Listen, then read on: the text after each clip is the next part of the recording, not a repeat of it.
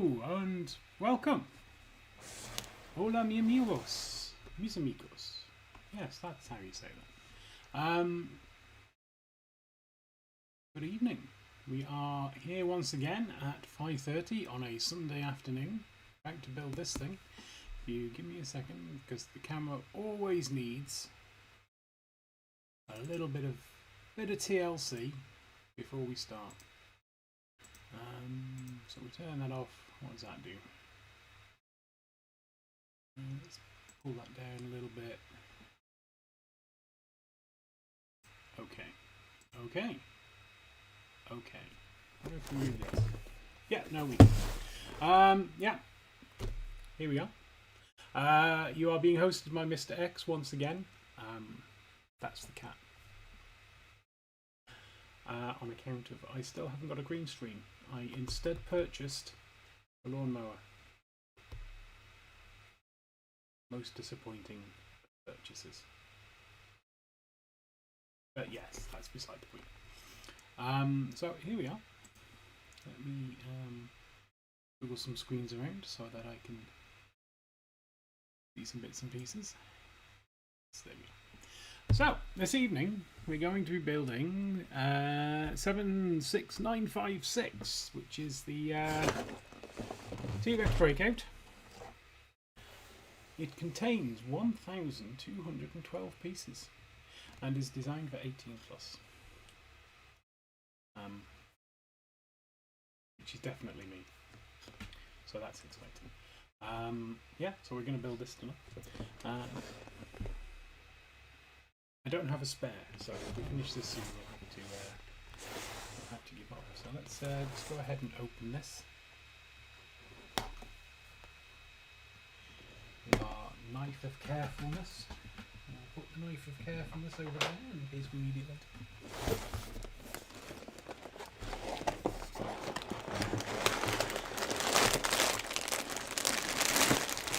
Jurassic Park, of course, being very much the film I watched as a kid. It was excellent. I loved it so much. Still do. So what have we got here? We've got 8, 9, 5, 4, 1. We found number 1. There we go. It's got some yellow bits in. We have a plus bag with the wires that are used for the wires on the fence, so we'll put that over there because we don't know where that'll go. 8 has some tree bits in, so that's exciting. 6 is those. 4. What have we got here? 2 looks to be a vehicle. Interesting. I thought that these tyres would be similar to the ones they have on the Speed, the hubcaps, the wheel sort of ends. I thought they'd be like they are on the Speed, like a little yellow with cutouts, but no, they look to be printed.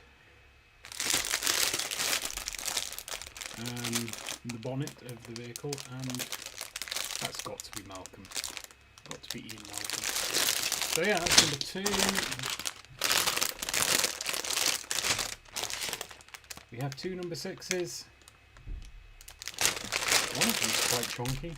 And 3, which is tan and brown.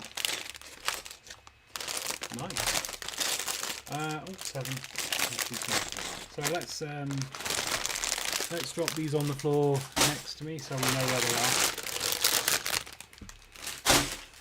Oh, that camera still is pretty bright, isn't it? Let's go and nudge it down another bit. Another one. Configure video.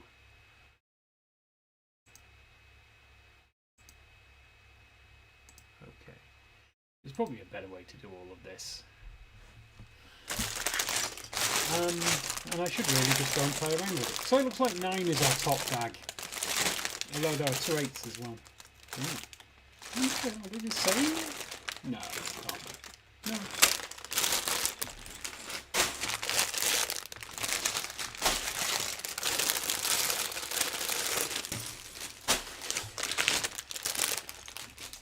we go. And of course we have the book. And probably some stickers. Let's get our careful knife.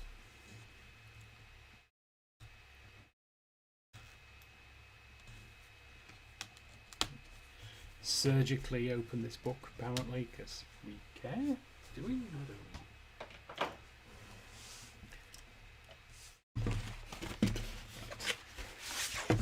Oh, there we have it, look. And some stickers. Some recycling! Oh, isn't that lovely? That is the Jurassic Park and some leaves and what have you. I mean, they're not Lego leaves, but you know, that's smashing. Oh, some scenes from the film. This was literally the film that made me want to get into special effects. Not that I work in special effects. As you all probably know, I'm currently on my backup career. But yeah, there we go. And then we start. So the first two bags, they're one of the Jeeps or Fords or whatever. Then we're building our dinosaur, and then the rest of them is the diorama itself. So let's make a start with bag number 1.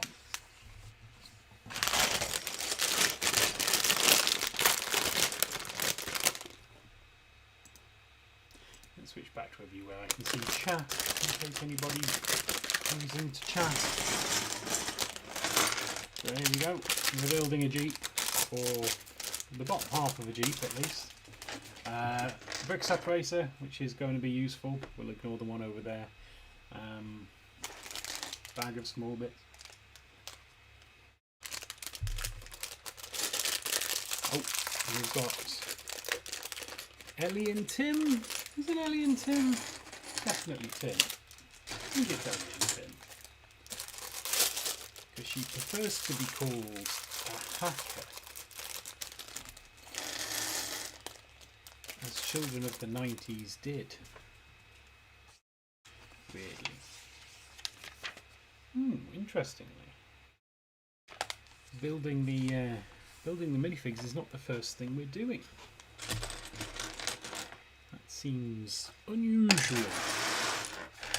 Let's shift all of this around so there's a little shelf space there. By shelf space I mean the top of the PC. And we can crack on with our build.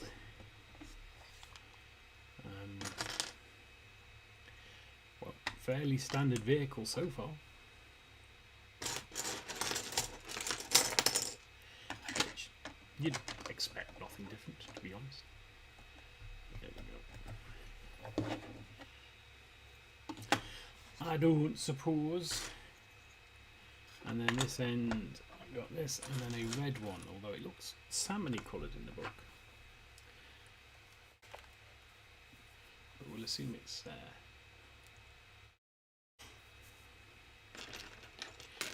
poor Mr. X has to do some very strange things with his neck to keep me to keep up with me.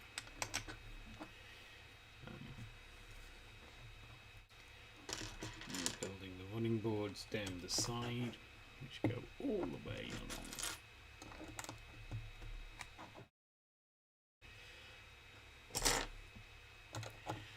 In exciting news, we've done some shenanigans with the Nightbot, so it should be a little less aggressive on people doing emotes. I hope. We'll see how it goes tonight. If we get anyone in to do emotes, it'll be very cool. Oh, these greens are lovely. Lovely greens.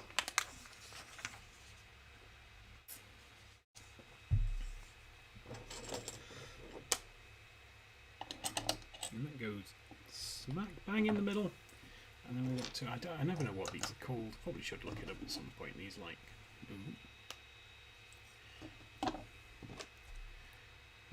I've only ever seen them used on vehicles, though, so I presume they're a vehicle thing.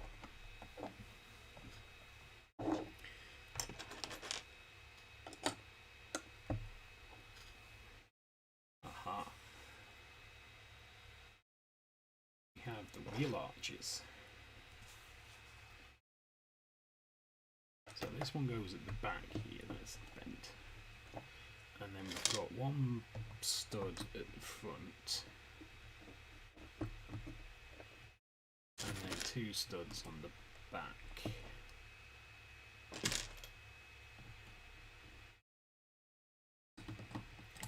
Like that.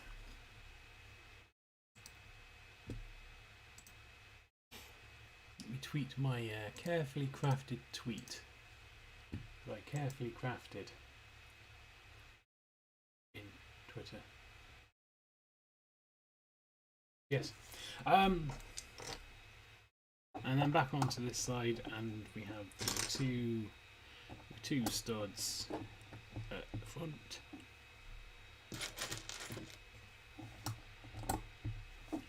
And then the one in the back.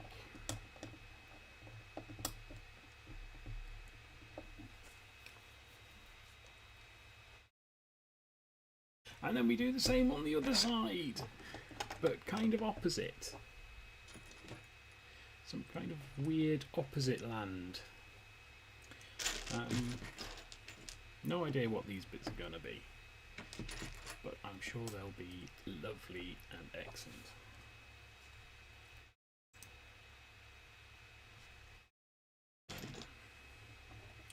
I'm just trying to think if I've got any exciting news. Not really. Only 2 weeks till Discovery Brick Show in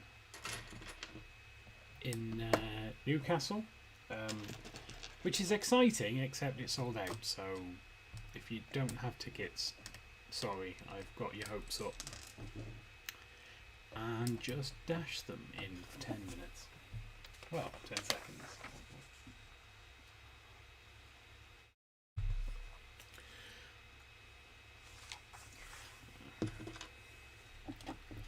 It'd be cool if the cat took a drink out of a mug every time I did.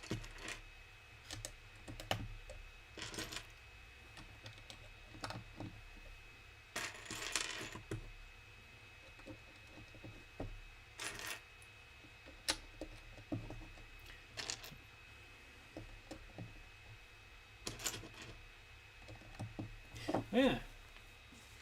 Oh, we're going great guns. We're already on step 12.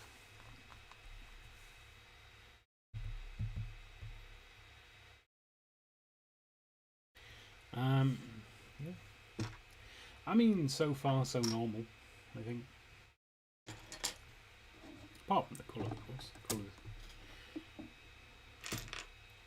You don't see many lime green cars about. Although where I used to live, there was an Audi R8. Yes, an Audi R8, owned by one of the people in the flat, and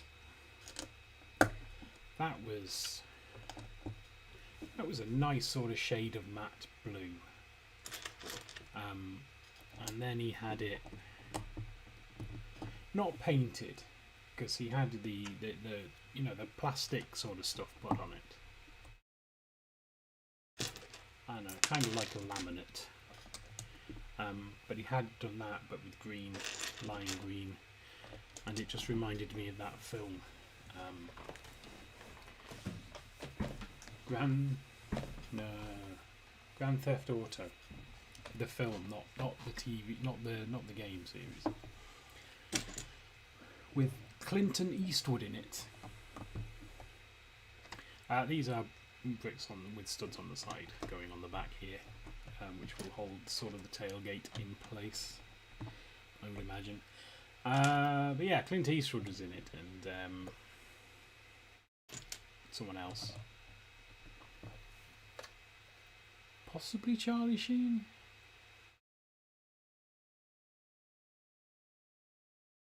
Who knows? So long ago. But yeah, there was a green car in there, and he's like, oh, that's a real crime. Not all these people stealing everyone else's hard-earned stuff. The real crime here is that guy painting his car green. That's what it reminded me of.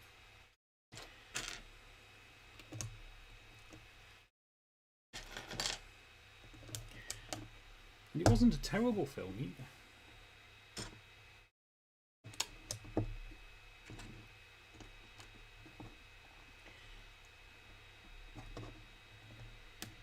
But would I say it's better or worse than Gone in 60 Seconds? I don't know. Probably. I've got a lot of love for Gone in 60 Seconds. It's not the best film in the world, but it's fun to watch. And I do like Nicolas Cage as an actor. It was such a shame that he had to take on so many subpar projects to just pay off his tax bill.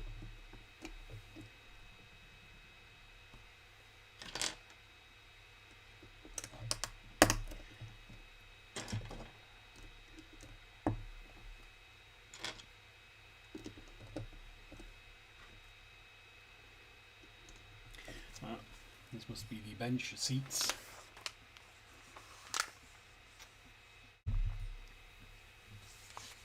And we're going to do some stuff at the front.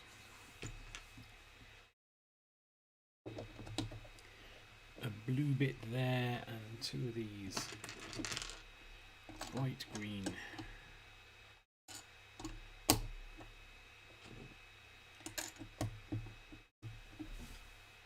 I do wonder why they made the cars bright green in it. Just because it's not like it's too bright for camouflage. It's not like you camouflage them with this bright green. Unless it's like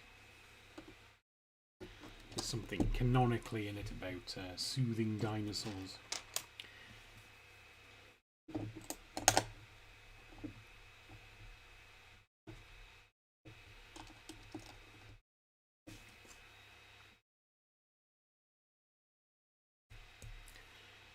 Oh, what was I going to say? Never mind. But a rare 2x4 brick there. I say rare. Don't get as many as I think you should. Or, you know, in my head. I don't know. I'm not saying that they don't put enough in. Sticker time.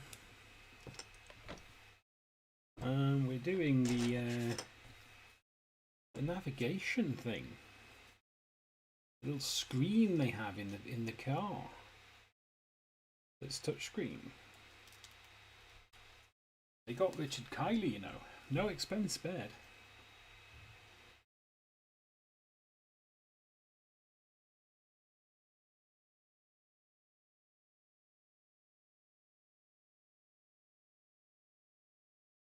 But that was one of those revelations where I'm like, I don't know who Richard Kiley is.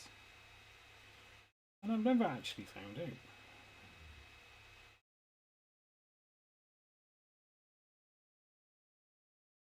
So it was like, okay, sure. Thank you for not sparing any expense, Mr. Attenborough.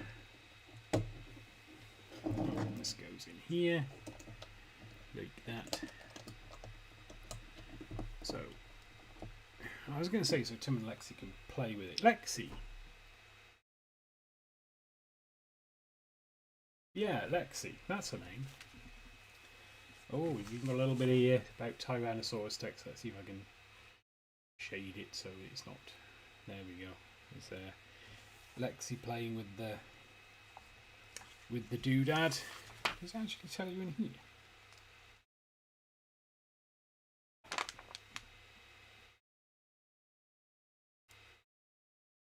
Yeah, Lex. Tim and Lex Murphy.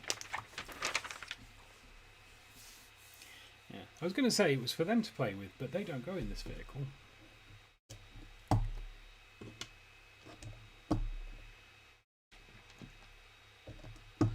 Or do they? Now I'm doubting myself. Do they go in this vehicle and then go to the one with Alan Grant in at the front? Spoilers, by the way, for the 30-year-old film. And then he leaves them in there and then goes and sits with a scientist guy, Dr. Malcolm. in the rear vehicle.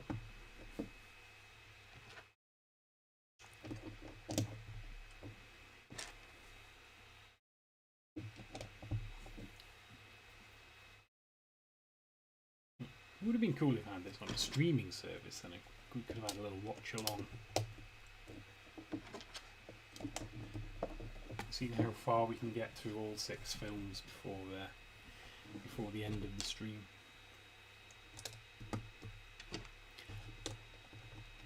Not gonna lie, probably just the first 2. The size of this set, I'm expecting it to take about 4 hours.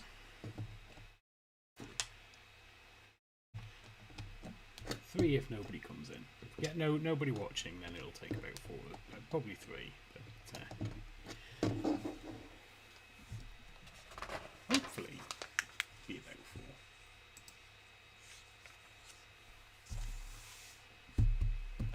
4. On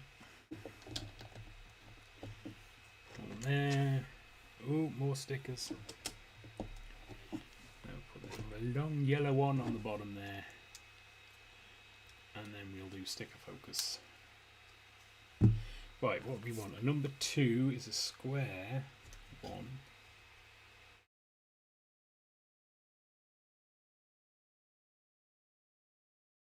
That goes on the front panel here.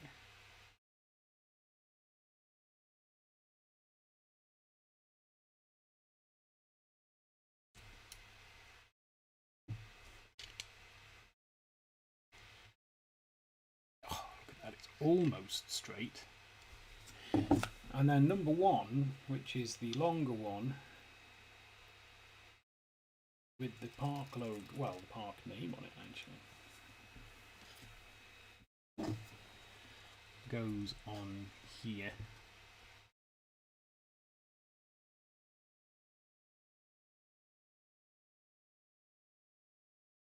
Hopefully you're not too distracted by my bold spot. Oh, you can't see it, that's okay. There's a bunch of static, making it hard to apply these stickers.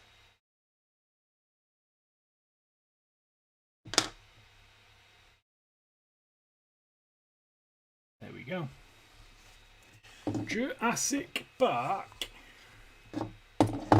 And then on this side, where I'm sure we'll have to do even more stickers.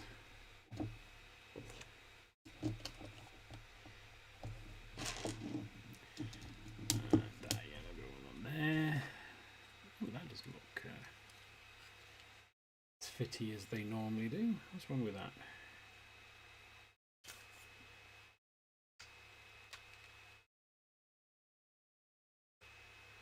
There's a little bit on the corner that's making it a little harder to put in.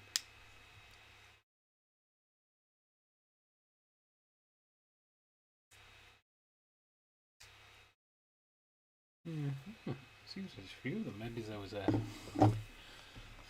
slight issue with the machine.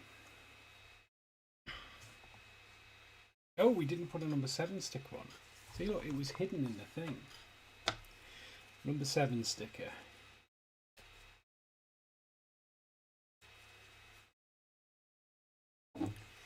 And that goes on this back bit, which is vanishingly rare, I think. I've never seen a sticker on the end of a 2x1 before.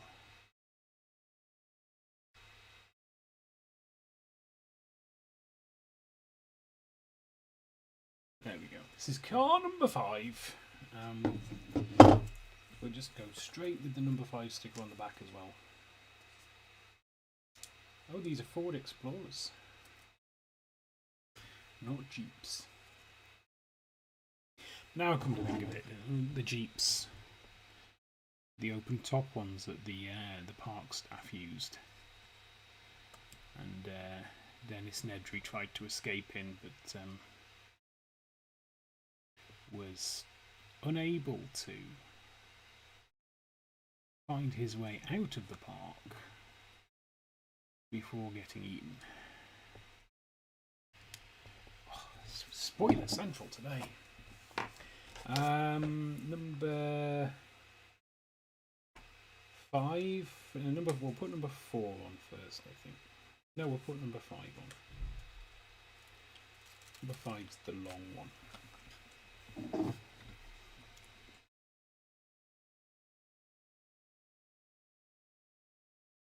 Nope. Ah, don't stick. Thank you.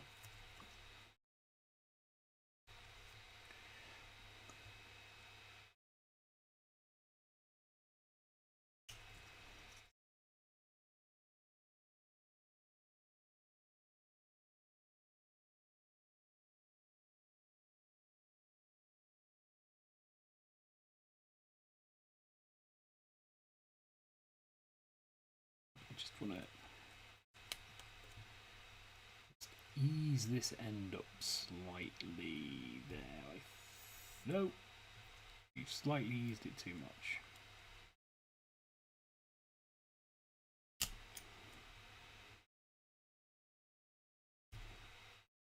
I think we've got it. I think we're there. There we go. And then stick a number 4.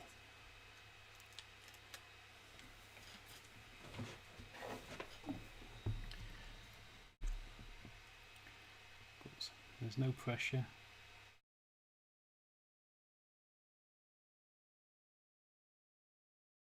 There. There. There we go. I've got an itchy eye.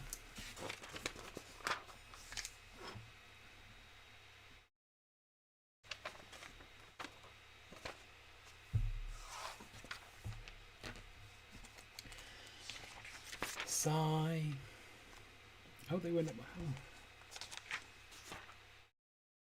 Oh, they were supposed to go on ages ago. So these are supposed to go under here.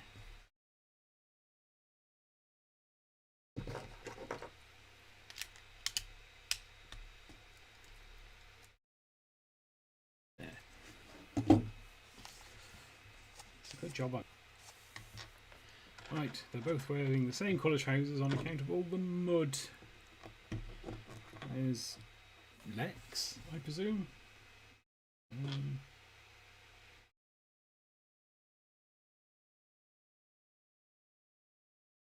Are these heads the same? That's Tim. This is Lex. Right, she can be smiley. There we go. Smiley Lex. Oh, I like what they've done with the hands, look. They've got like one muddy arm and one clean arm. And they're on opposite sides as though they've been like, yeah, guys, that's cool.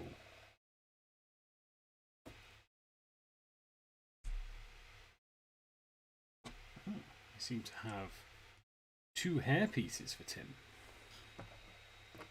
They can go there. That is very cool. Oh, hang on. Not only has he got 2 hair pieces, but we can replace his hairpiece with a helmet and night vision goggles. We have spare night vision goggles. So let us open the jar of extras and start our evening of extras. There we go.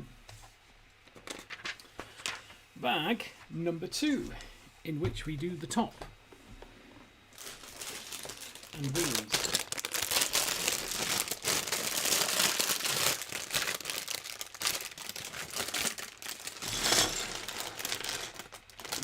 And windows. And a very, very, very tan Jeff Goldblum.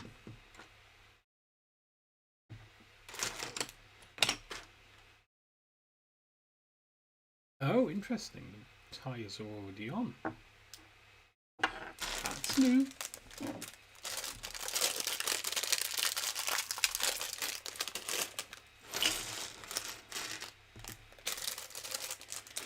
had our first part, what I've never seen before, but isn't a minifig part. Minifig parts are like, you get like 10 new ones. Never seen this helmet before, or that visor. I might have seen the helmet before. Right, we'll move the windows out of the way, because we don't want to get them scuffed while they're shuffling things around. There's another one. Yeah, there we go, we good.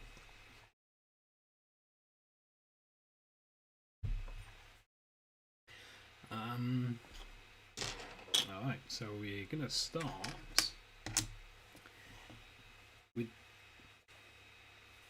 one of the rear light clusters. I will need that, but not just yet. So put that on there, and that goes on there. And then we've got a 3x1 in pretty green. And then one of these 1x2.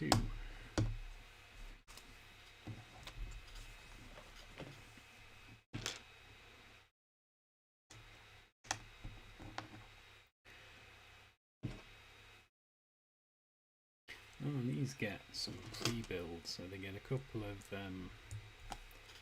blobs underneath, and then a 1x1 tile on the top, and then it goes on there like that, and then the whole thing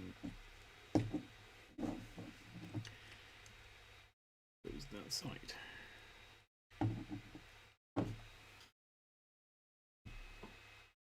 Oh, then we're making a centre bit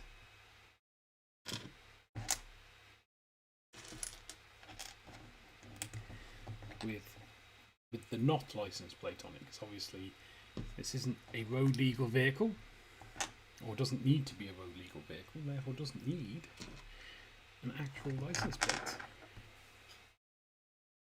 But it does get a sticker, because why would they want my life to be easy?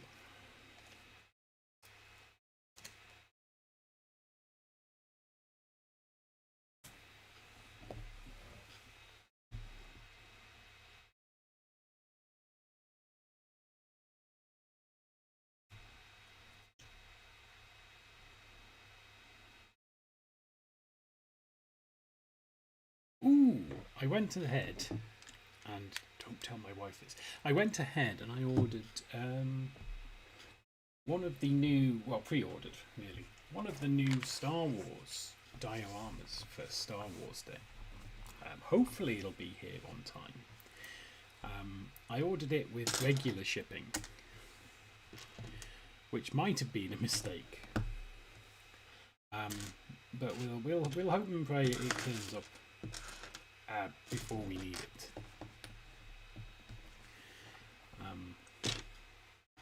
I mean, if not, it's not like I've got nothing to build on May the 4th. So. We'll see if we can find a playlist. I don't have music on in the background at the moment because I just love to talk. But I'm trying to put together a playlist on Spotify of music that I know is permitted. I could sign up for Element. Is it? No, it's not Element Games, is it? Stream? No. Epidemic Sounds. Or similar, but I'm poor or tight, one of them. And can't afford the money. Oh.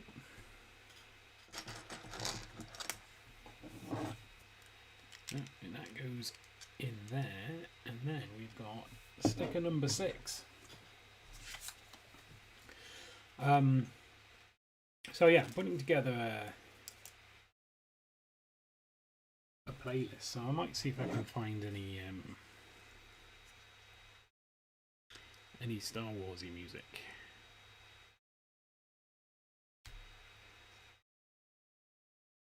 that is playable royalty free.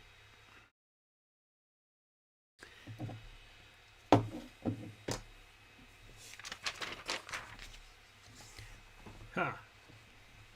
Right, we want this one. It tells us specifically we don't want the other one. Which is nice of it.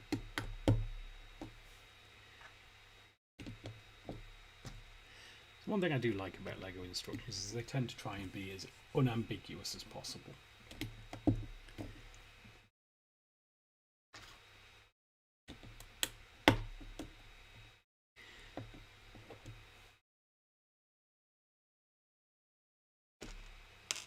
But yeah, I may also have ordered a new 3-in-1. Did I order Cozy House? I think I ordered Cozy House, which is one of the new 3-in-1s. So we'll have to build that at some point, assuming it turns up. I think that's coming before.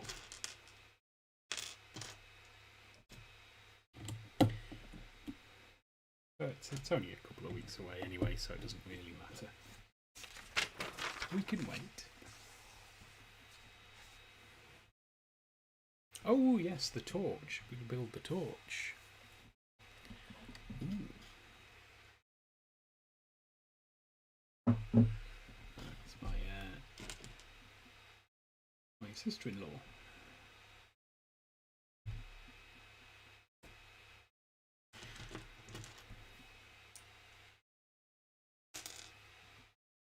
My niece has been making things out of clay. She made a frog. And they sent me a picture. Goes on there. Keep forgetting the camera's in a new space. So used to the camera being over here.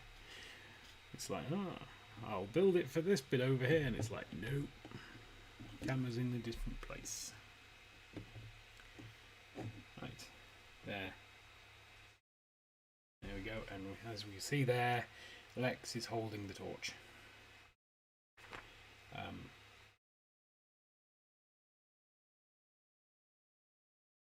In an ideal world, Lex would have stayed still and calm and waited for the angry T-Rex to walk right by.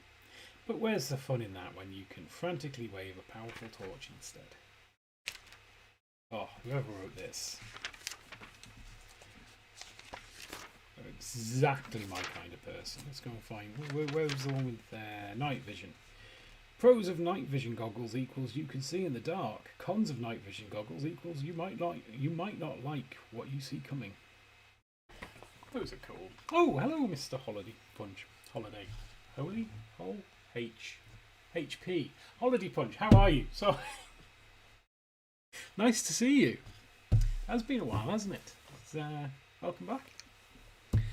You join us building Jurassic Park, which is always an exciting thing to do.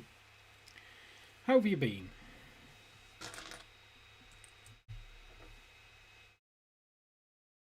Another 3x1 somewhere.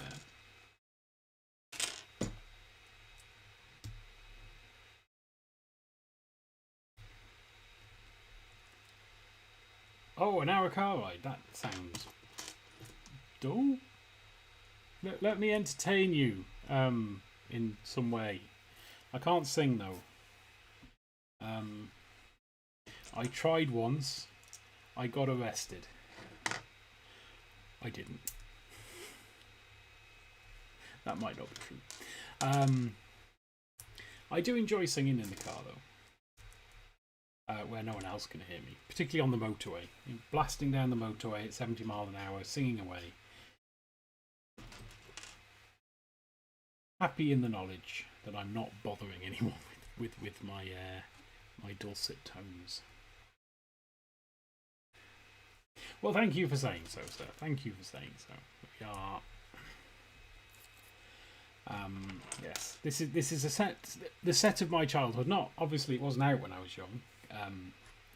because they hadn't invented plastic at that point. But you know, Jurassic Park was one of my favourite films as a younger man, older teen, younger teen. When did it come out? Ah, can't remember. Went to see it at the pictures with my dad. It's one of only 2 films I can remember going to see at the pictures with my dad. And the other one is Batman, the 1989. What's my personal favourite Jurassic Park movie is a good question and very easy, thankfully. It's the first one. It's Jurassic Park. It was just everything for me. It was just like the perfect film. I know it's not the perfect film, obviously. There are far better films out there. None of them have Jurassic in the title, though. But yeah, the first one. The second one was okay. I did enjoy it. The third one was like, could they do something different, maybe? And then Jurassic World was like, okay. It was just like Jurassic World was just like a modern blockbuster, designed for a specific type of viewer, and it did its job very, very well. I haven't seen the latest one though. I saw the second Jurassic one, World one, but I didn't see the latest. Which I'm told is very good. Yes, Batman 1989 is another one of my favourite of all time films.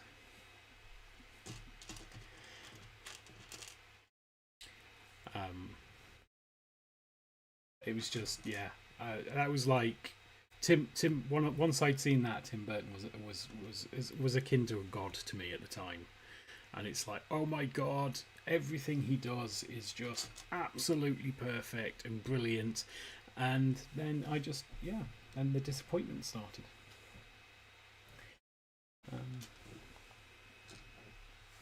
I still very much like a lot of what Tim Burton does.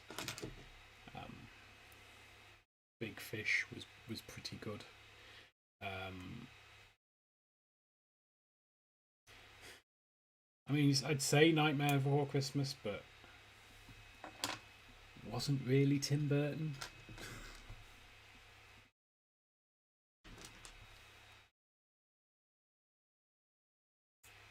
Yeah, it never dawned on me at the time because I wasn't really into the Batman comics, so I just assumed that was what Batman did. But yeah, later on when I found out that whenever he actually turned his neck, he passed out because it cut off the blood flow to his brain.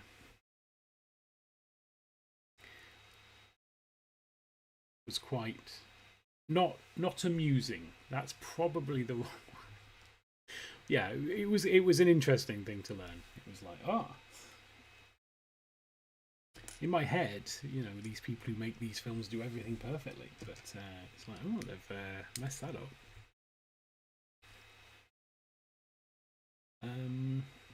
Okay, so this is the front of the vehicle, the lime green Ford Explorer with custom stickers.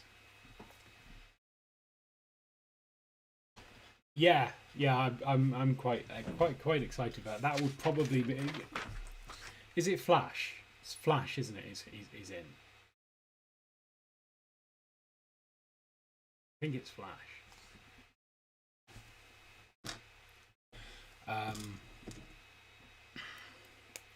Yeah, I think to see Keaton's Batman again would be the only reason I'd go and watch that film, or would watch that film, because again, not a massive fan of Flash.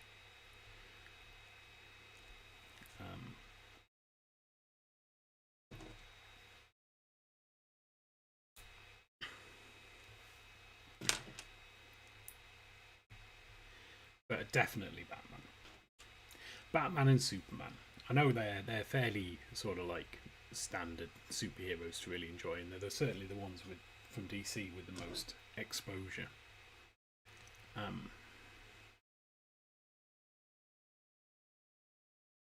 But they feel the best developed to me. Everyone else feels a little bit gimmicky.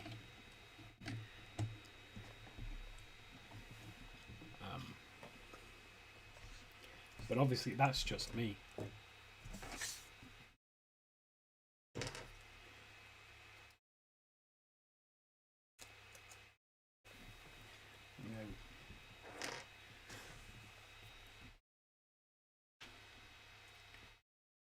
Is the Green Lantern the one that I think it is? Ryan Reynolds famously yeah.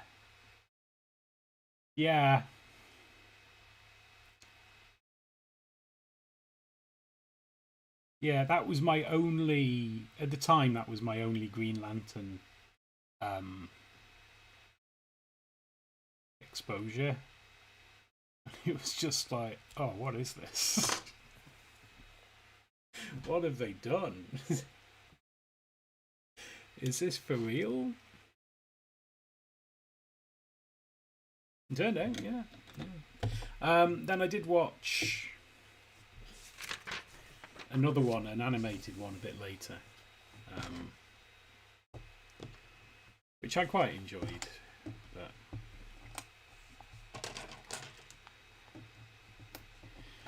But I tend to find superheroes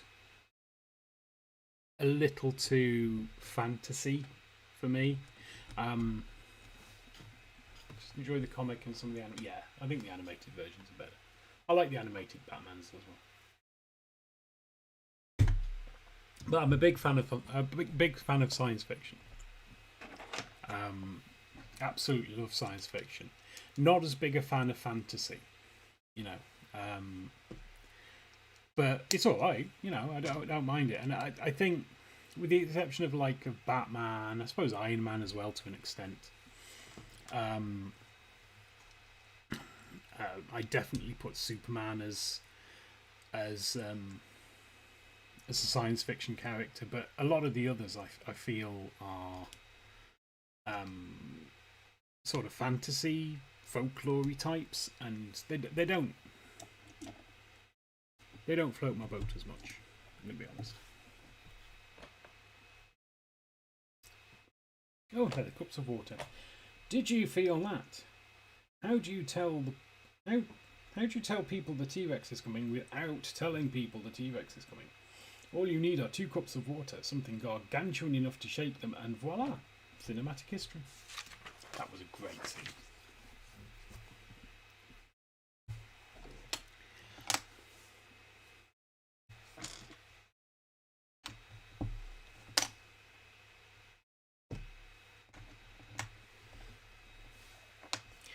But yeah, I also very much enjoyed Nolan's Batman films. Although it was a bit weird. The ones with Chris Bale? No, Bale. Is it Chris Bale?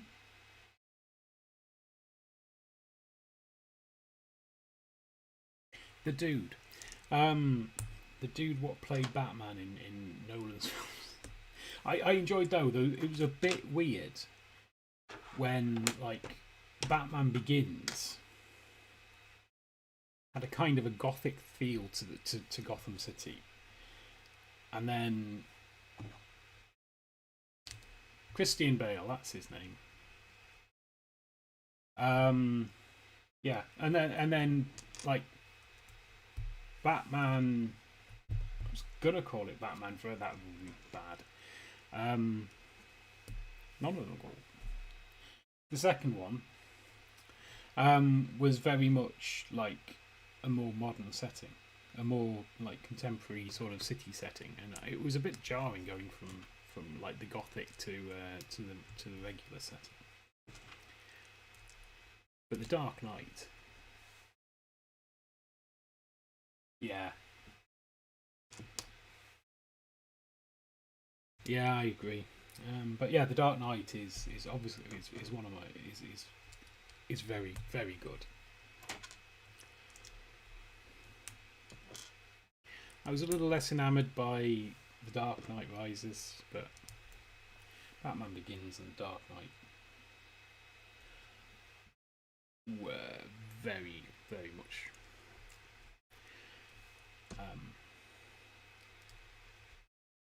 so because the original 4. So 1989 Batman is obviously my favourite, without a doubt.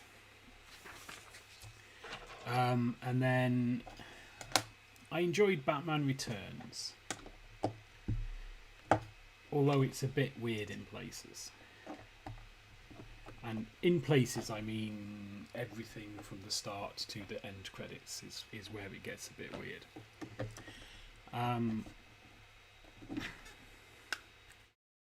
But so I don't know whether The Dark Knight or Batman Returns is my second favourite.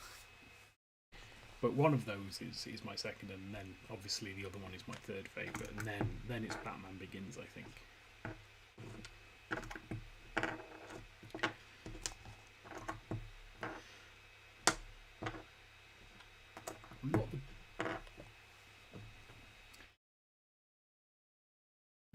Yes. Is that Conroy? Kevin Conroy who does that one? I know he does. Is it? I doubt himself. Is it the same one that does the animated series stuff?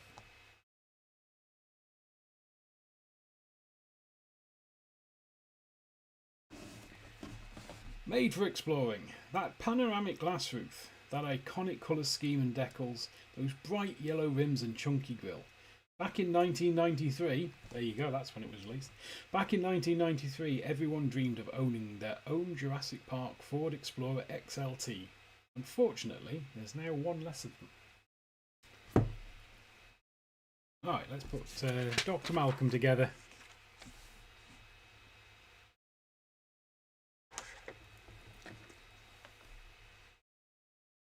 There were a lot of parts left.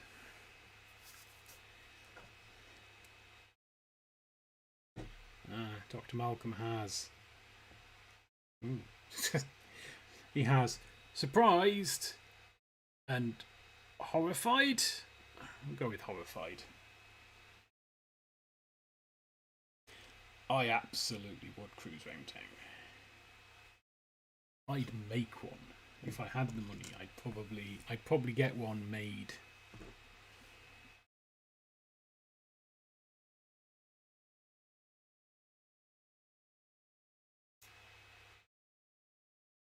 You can go and stand over there with the chillin'. Oops. Yeah, you can fall over there with the chillins.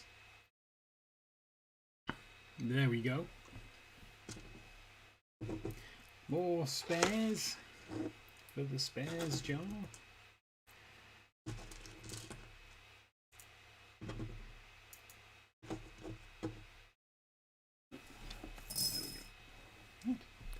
Meow. Oh no, they're electric, aren't they? Yeah, we'll put that over there with there. And we'll start on Kevin, which is what I assume the T-Rex is called.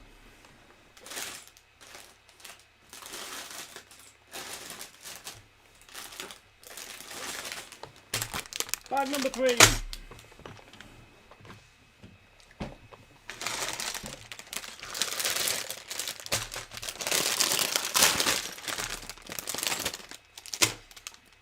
Oh, that's a shame. I presume it's, you know, it's somewhere safe. You know, it's not like you just temporarily forgot what safe place it's in, rather than it's like, oh, maybe someone's had that away.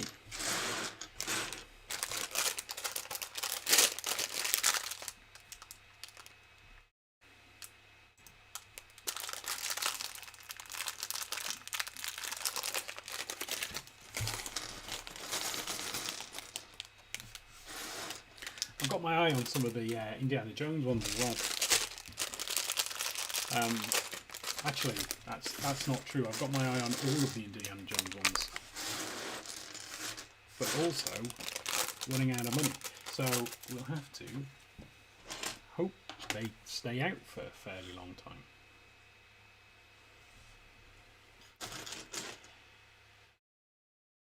Oh, 2 huge boxes of Lego. it's just... My Lego group, I keep seeing posts from my Lego group being like, oh, someone's just given me all of this Lego. And I'm like, how do you get people to just give you Lego? Honestly. It might have something valuable in it. I'm like, yes. How? I need to find someone to just give me Lego. I'm not dropping it, by the way.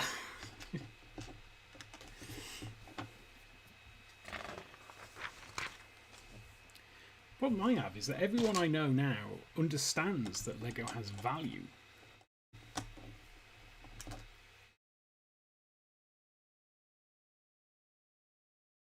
Okay. Well, the like Lego video game, or was there like a Lego like board game for it?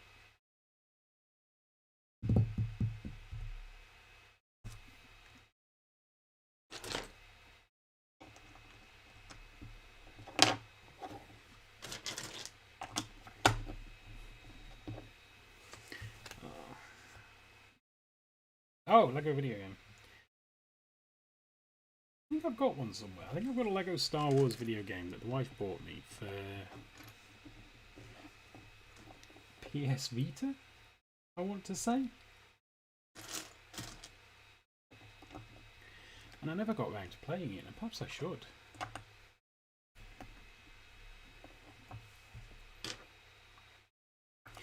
Because I do like Lego and video games and PS Vitas.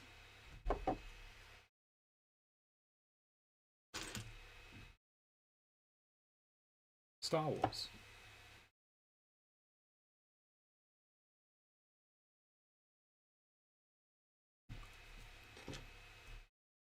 You know what? For ages and ages and ages I've been telling people I don't really like the licensed Lego. I much prefer Lego that isn't licensed. He says, building a Jurassic Park, having built a tall neck last week. And it's like, well, I don't have I don't have much licensed Lego. And it turns out that's a lie. I have an awful lot of licensed Lego. I have this, I have the tall neck, I have Stranger Things, I have an unbelievable amount of Star Wars Lego, far more than I thought I had.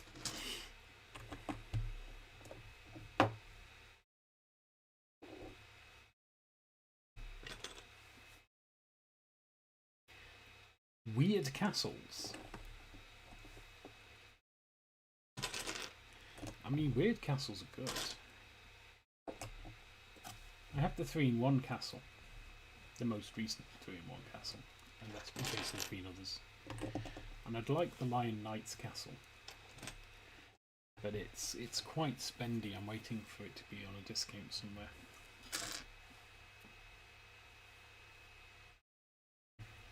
The unlicensed Lego-ish World at Warcraft. They like Lepin or something.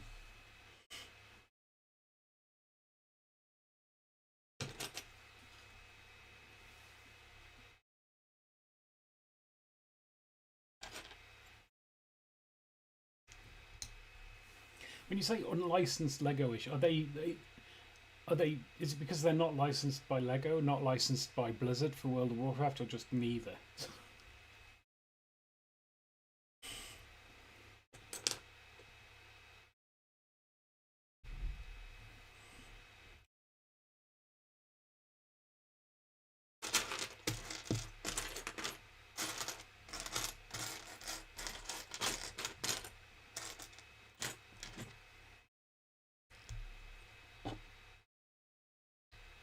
Oh, hey, oh, we missed a bit off. Ah, fair enough. Fair enough.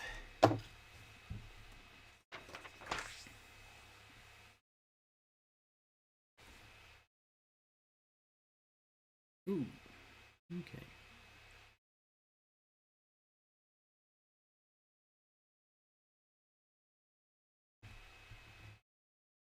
Oh yeah, they're classic, very old then.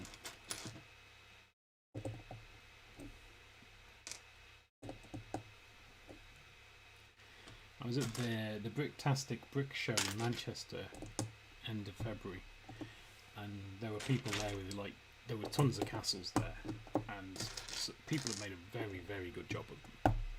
I was very impressed.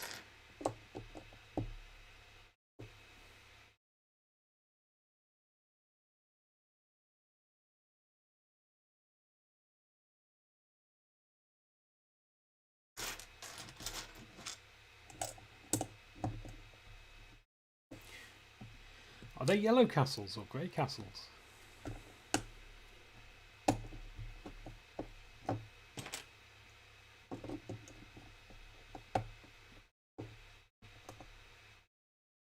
Oh yeah, Lego Masters. Yeah, it's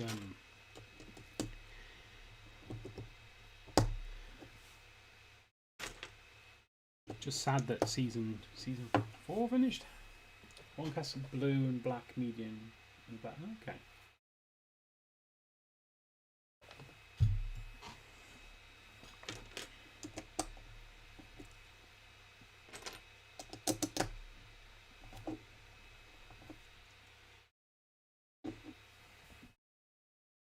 Ta-da. Well, then we turn it back over and put these on. And 3x2.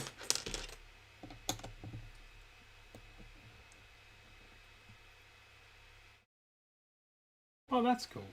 Yeah, I find Lego surprisingly resilient.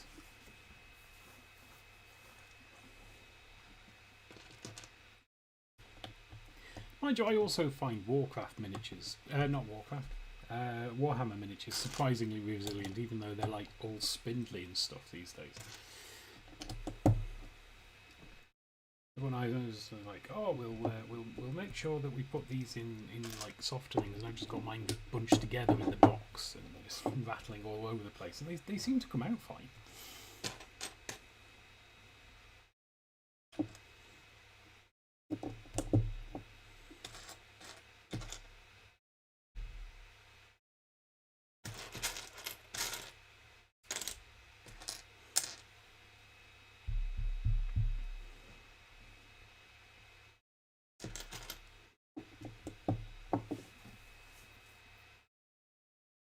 Oh, that's a shame.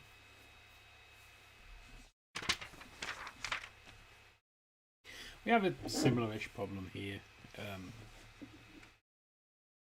It's like there was a toy shop just down the road from me that's closed down a couple of years ago, and that was a fun place to go. We've got a new toy shop in the town. Well, not new; it's been there a bit, but we've got a toy shop in the town centre. But they tend to be, because they're a chain, they're a small chain, they get sent what they get sent. So it, like, you'd be going in and be like, oh, have you got this? And they're like, nope. And I'm like, can you get it? Like, nope. And you're like, oh,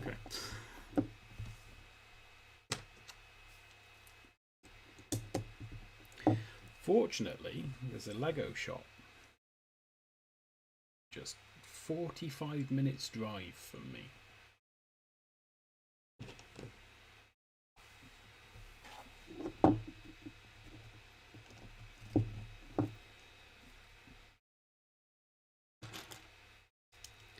Oh, and the toy shop in the town centre sells Lego as well, but it sells full price Lego.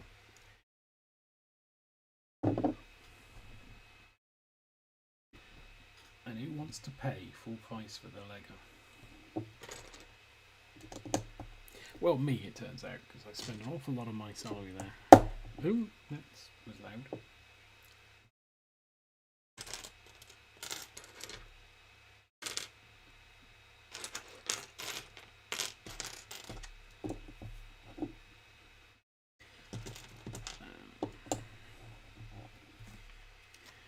There we go. Is it starting to look like a T-Rex yet? Probably not.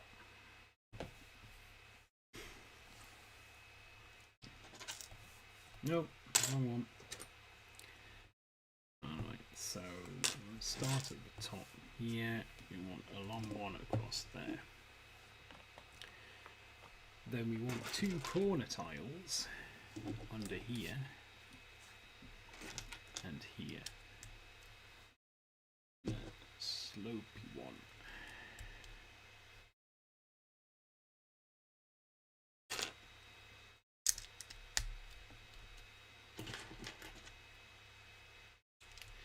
And then that one, and then a corner cut one. Ah, nice. Ooh. And then we do the bottom half, which is in tan.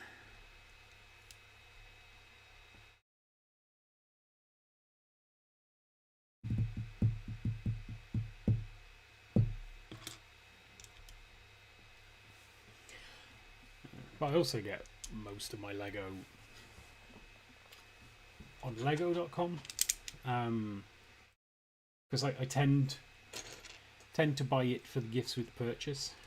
So if there's a gift with, so I've got like a wish list there, and whenever they come up with a gift with purchase that I like the look of, I'll sort of like get the stuff off my wish list that will get me to the gift with purchase threshold.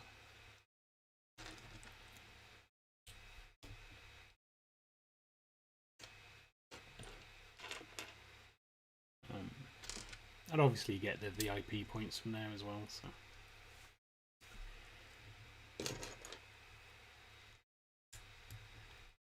But yeah, even I suppose even that's not available everywhere either. So, sadly. And again, I mean, there's not a lot of people can really afford to go full price on their Lego, even if they are getting a gift with purchase.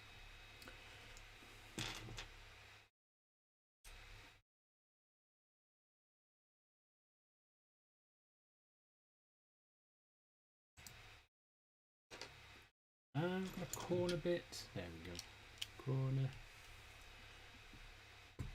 bit.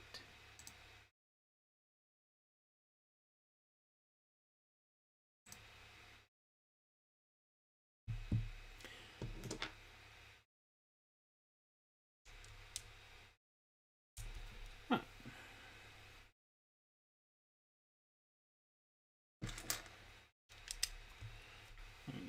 Going an hour.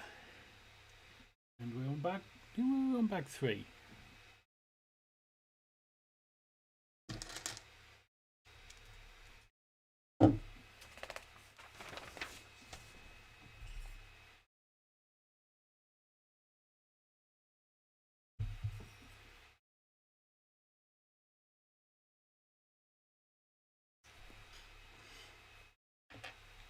Trying to work if you can tell whether I'm drinking coffee from the cat.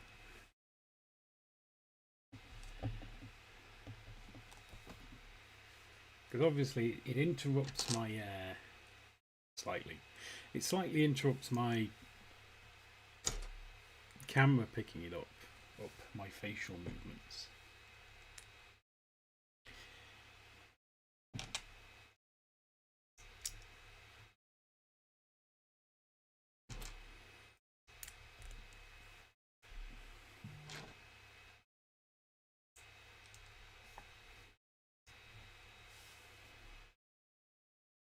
Ooh, there's an awful lot of these like 2x1 like snot tiles, which is kind of cool because I was looking for a load of these the other week and just couldn't find any in my collection.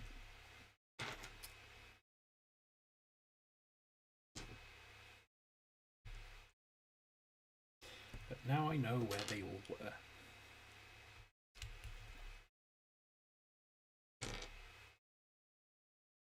Yeah, I've done that one. They go there, and then we got another one here. I'm guessing this is a leg.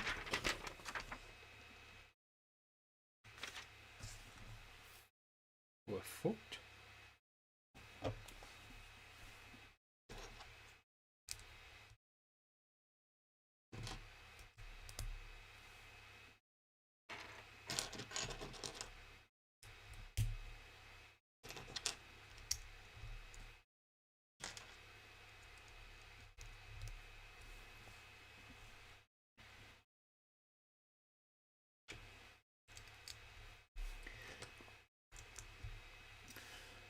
next week I think I'm doing Speed Champions, I think.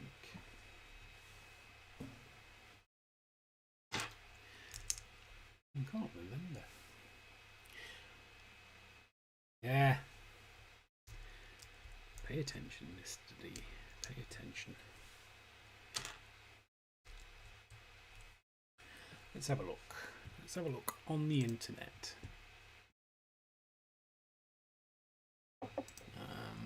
Built.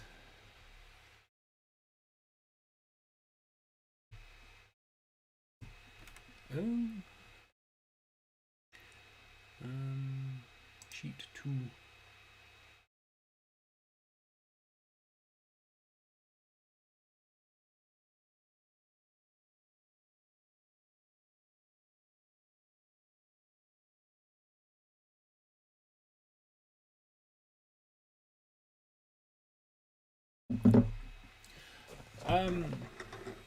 Whoa, where are we on here?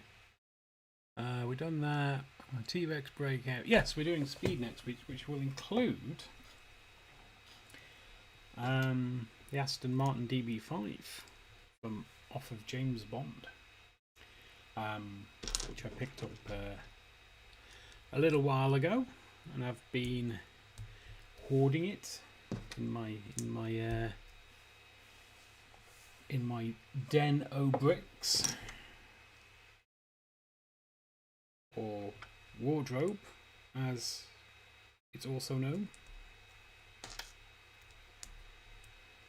So it'd be nice to have that and get that done.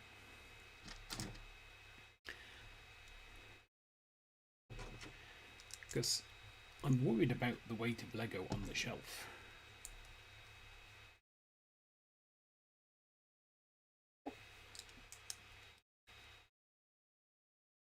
I think it's bending the shelf.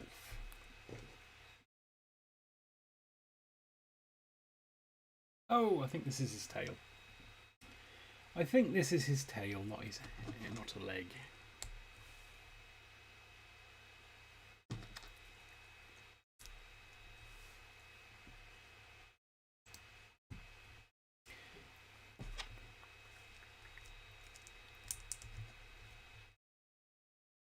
And another one of those.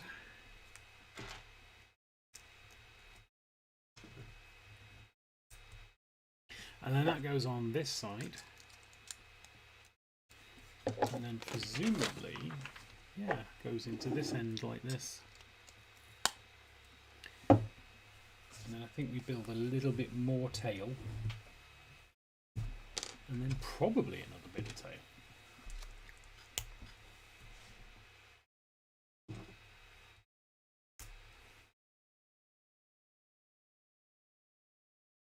These are all double-sided snots, I think.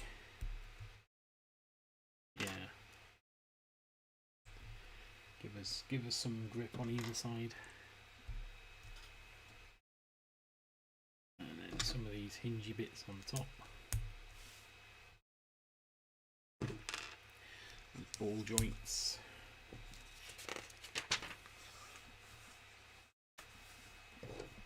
And then 2 4x1s.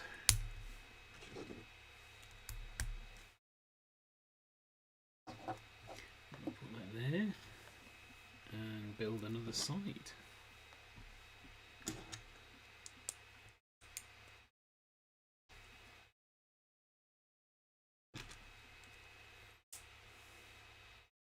I had an idea the other day, and I don't know how sensible it is.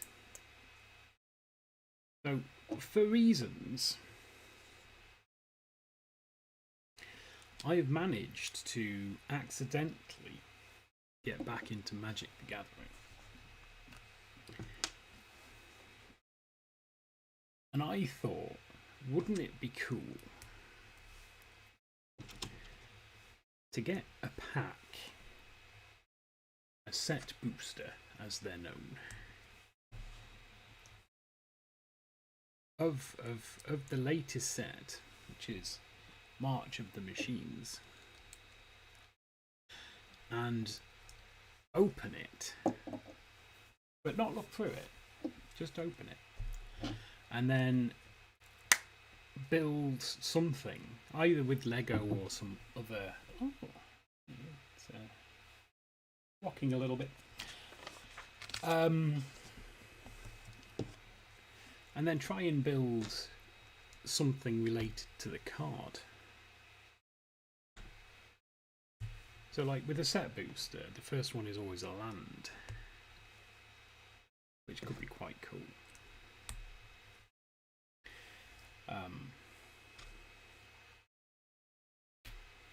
And then sort of builds through the booster over a few weeks.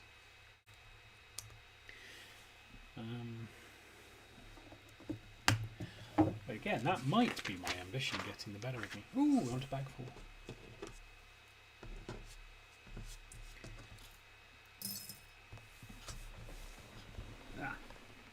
It's on the top!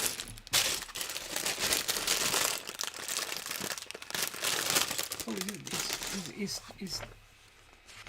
T-Rex a 3-bagger? Oh, it is. It's 3 whole bags.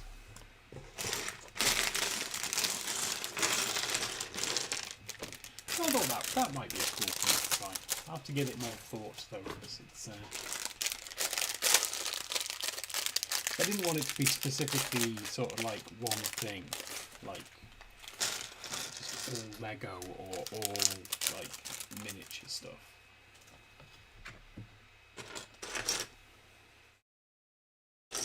But we'll see. But I'd need to acquire a set booster. Woe is me. I will have to buy magic.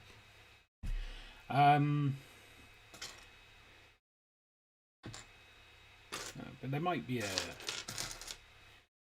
draft next week of the new set, and if I can go in the draft.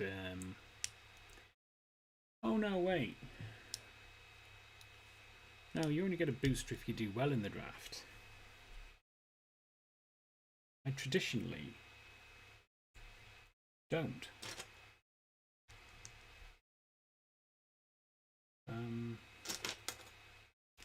Despite draft being my preferred method of playing, mostly because I don't then have to really think about building a deck. I just cobble together whatever cards I've pulled.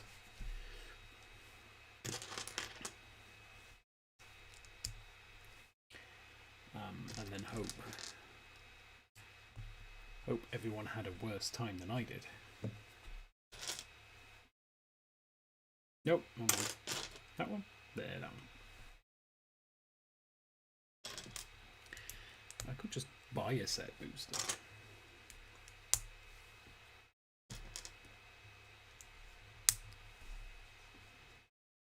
Or I could just randomly pick from the set I picked, from all the cards I picked up at the pre-release, which would be cheaper. I've already paid for them. Boy, did I pay for them.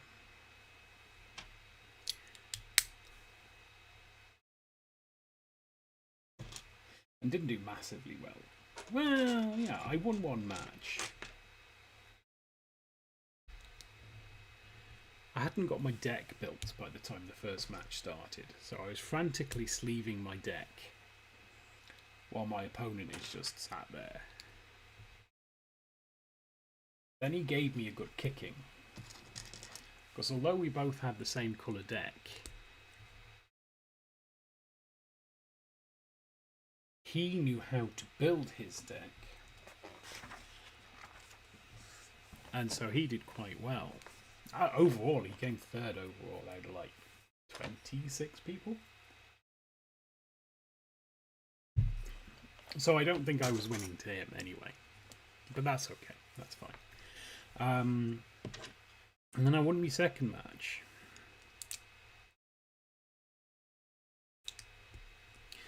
And then lost my third one. But I mostly lost my third one because, well, we went to time.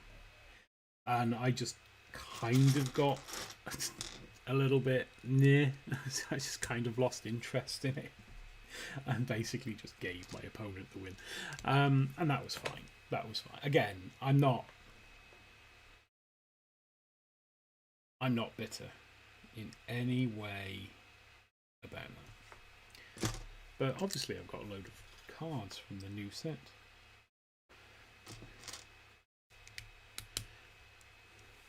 Not all of which are legal to play in Standard.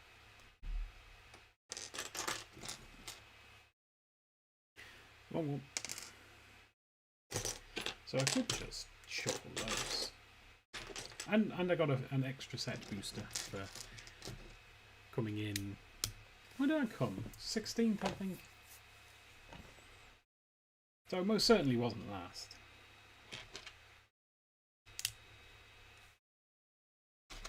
And I suppose if I'd have pushed it, I could have probably tied that last game. But honestly, I was well outplayed. And, you know, my opponent deserved to win.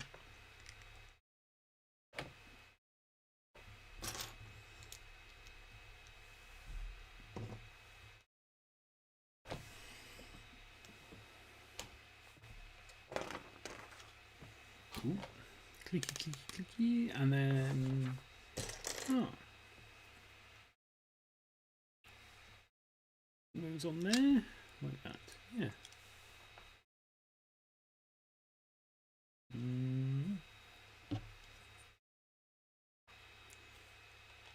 And then that goes in there. Like so. There we go. It's a leg. We've made a leg. Let's make another leg. Or at least a thigh. Probably more a thigh than a leg.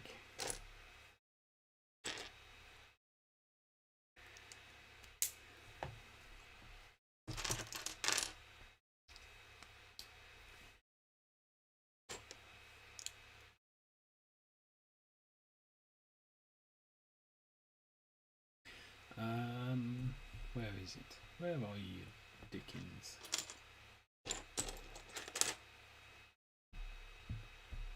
There it is. On a little snot plate.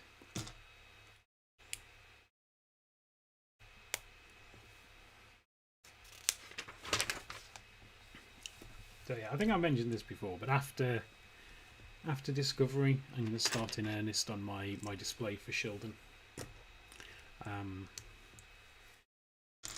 I feel I'm going to need a bunch of parts that I'm going to have to acquire from somewhere else, so I think I need to start as soon as possible, so that I've got time to acquire the parts I need before the show, and more than likely assemble them.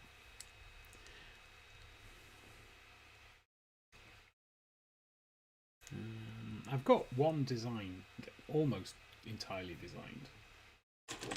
There's a little bit of extra stuff I need to do on it, because there's a window and I need to put some stuff outside the window, like a little scene with some tree in or something. Once that's done, I'll be happy with that. Again, it'll probably be updated a little bit later, like a second pass, but I would like to get a first pass done first. So that's the plan for that. So yeah, so Lego and Chill might be switching to building mocks.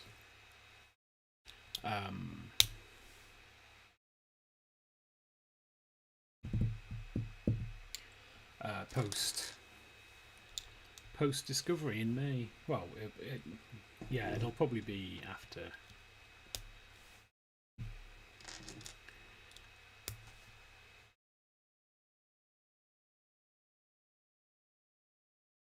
the Star Wars shenanigans.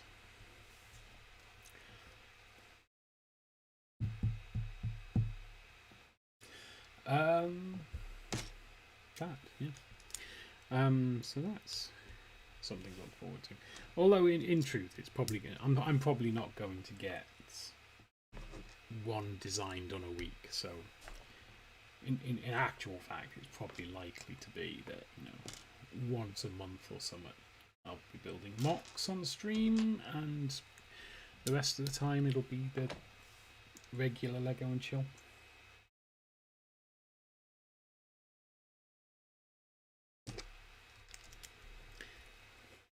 Which means I might have to come up with a new name for that.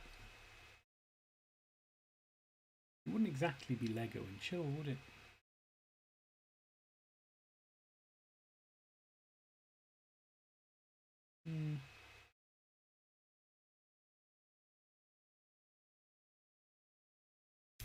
To put some thought into that.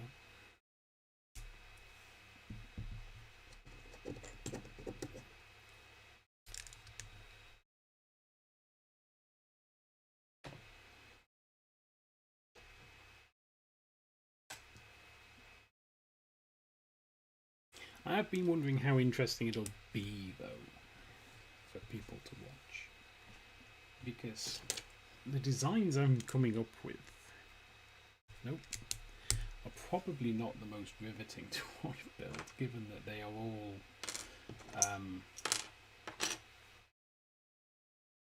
workplace dioramas.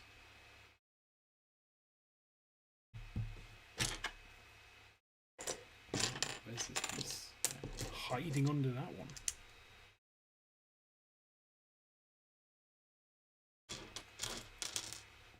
But we'll see. If folks don't like them, then we can always pivot back to our regularly scheduled broadcasts.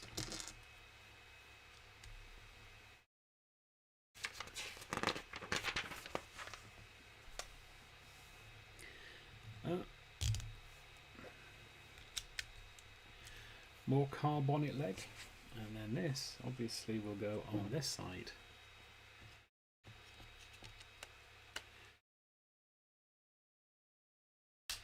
Like that. There we go.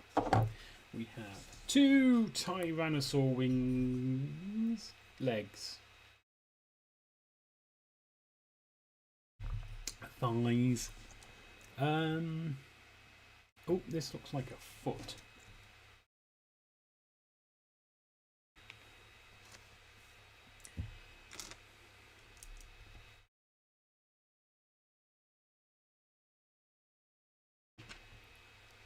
But yeah, so the hope is that Sheldon in November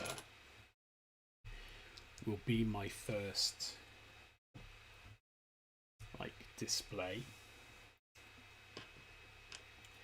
and then next year do as many as I can realistically afford to do, given that many of them will require travel and hotels. I've already booked my hotel for Bricktastic in February though, so we don't need to worry about that one.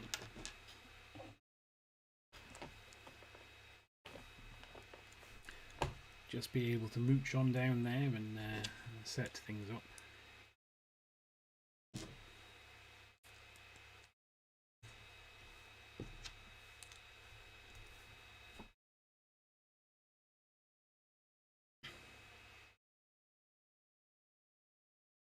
No, that way. Okay. So that on there. One of these just 1x1 hinge things. And the claw. A claw, another claw that goes the other way around. A different claw.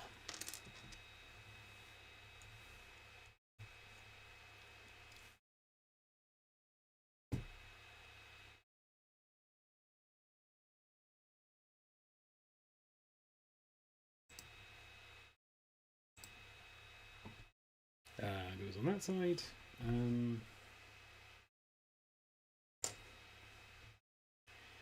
I'm gonna say, having looked at the feet on the box, I'm not massively enamoured by them.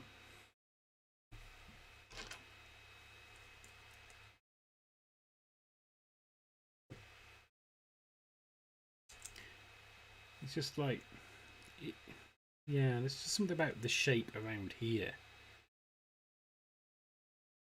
that just puts me off a little bit.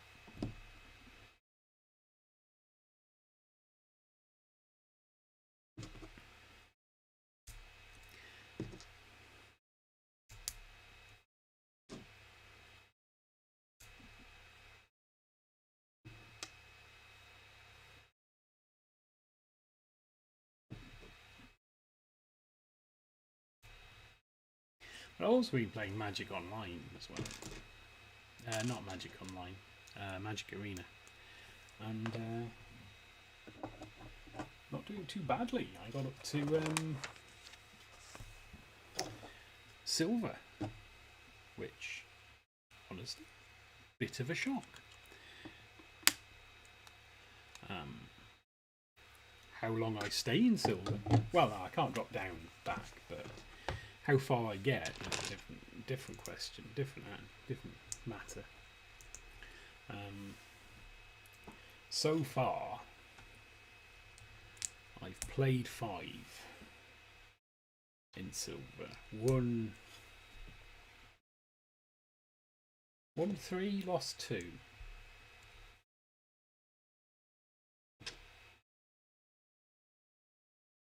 Yeah, I've won 3, lost 2.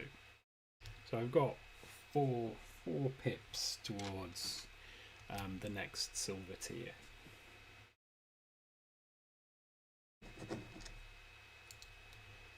And if I keep on, you know, with what is essentially a 50% win rate, then I will be very happy.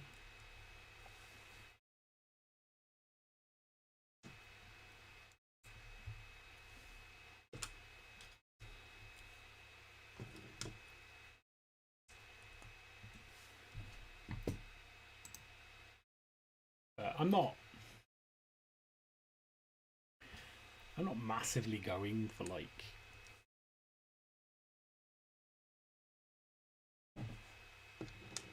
the big numbers, but it's nice to see progress. I do like seeing progress. Wrong one, right one. Yay.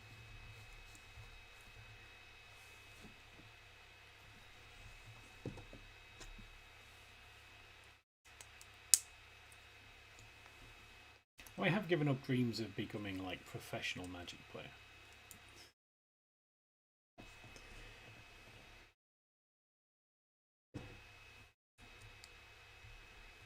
Mostly because I like people like, these professional Magic players, these top 8ers, these pro tourers, they like practice for 8 hours a day, and I'm like, oh god, I'm not sure I could play 8 Magic for 8 hours a day.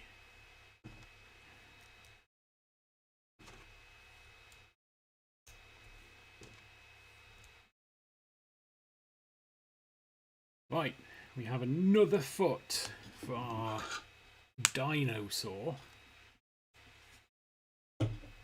Maybe. Can we stand him up now?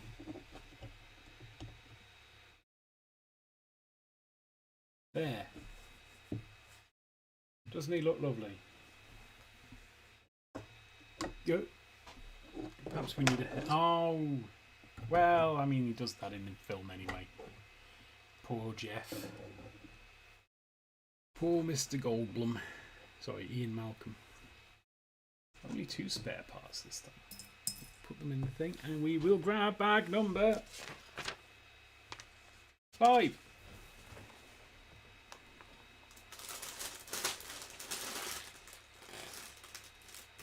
There is only one bag number 5, and it's quite a small bag.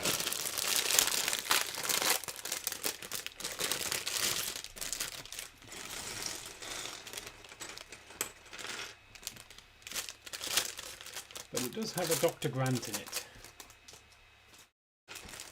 and some very pink pieces, which I presume are the dinosaur's tongue.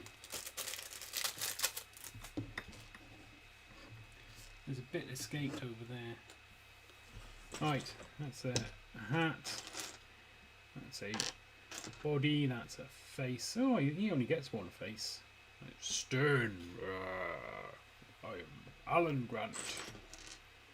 Well, he does get a hairpiece though, as well as his hat. And you also get some legs. And a flare. Because that's what he does in this bit of the film. He flares the T-Rex. Spoilers.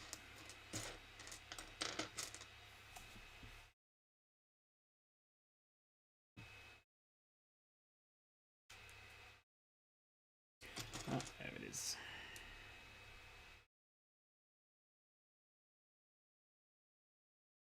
We want a smooth slope. Curved slope, not smooth slope. And then it gets... Nope. It's a clip and another clip on top. How odd. There we go. Oh, we've got to make two of those. Okay.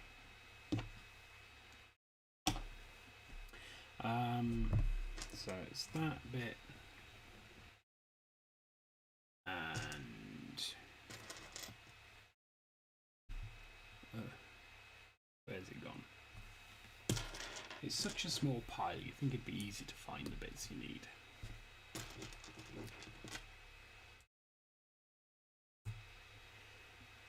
Like that.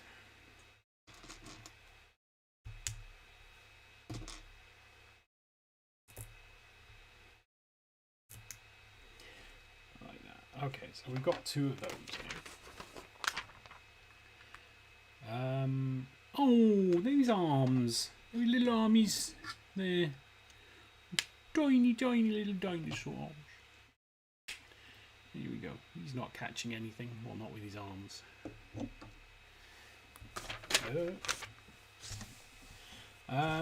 Now his big old face, head.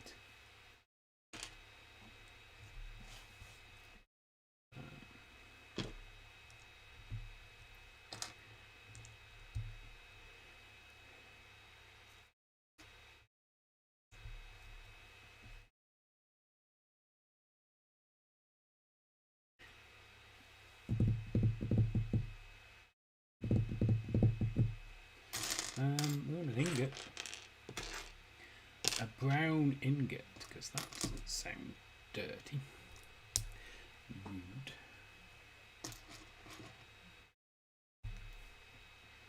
And then another curvy slope there.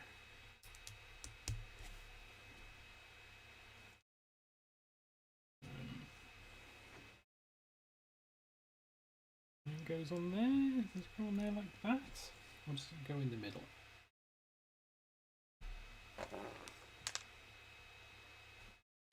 No, it goes on like that. There we go.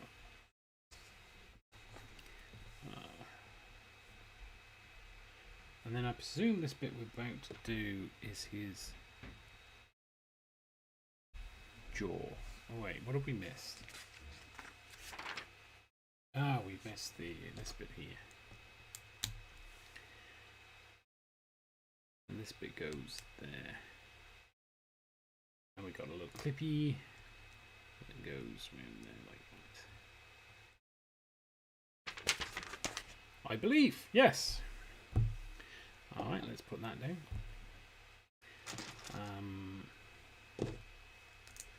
Then we'll put together this bit.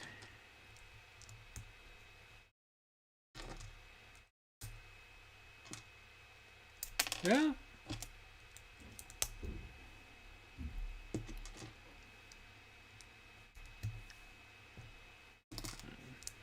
Then, oh wow, there's a tiny bit with the sticker on.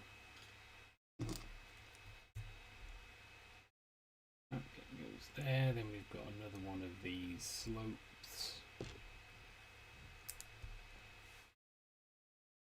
2 by 2 slope and a tiny corner piece.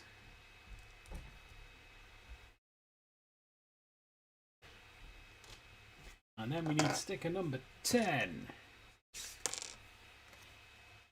which is this one, I believe. I believe. No? No? Fine. Fine.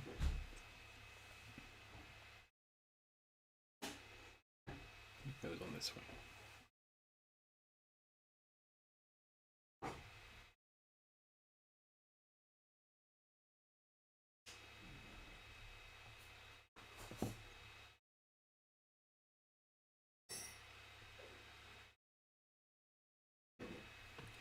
And then how does that go on here? This goes on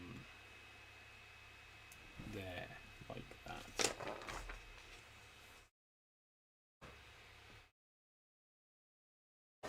Oh, and then we build in some teeth.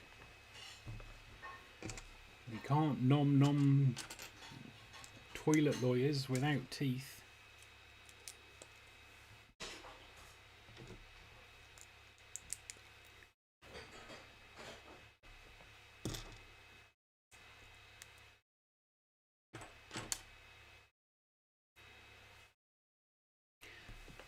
Or why he ever wanted to nom toilet lawyers anyway. Rah. Then it this way up. Oh, and then we put it on here. Okay, yes. That. Wow. That didn't go well.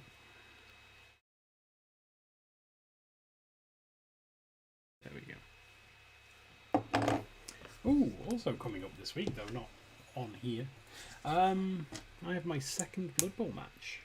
Again, a league match against some dwarfs, which I'm quietly nervous about because dwarves hit hard, and I've only got some skinny little rats.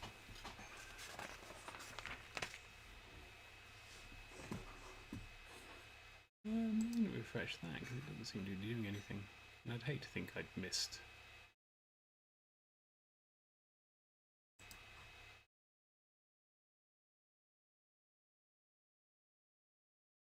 No, says I'm fine.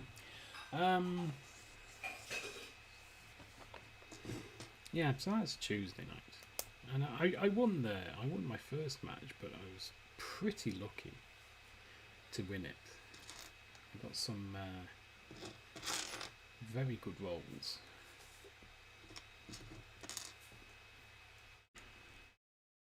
But I'm sure we'll be fine.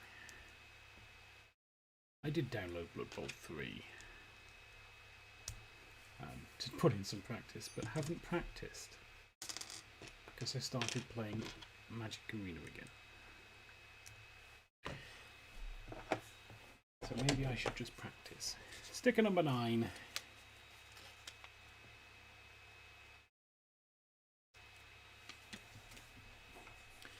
Not that, on this bit here.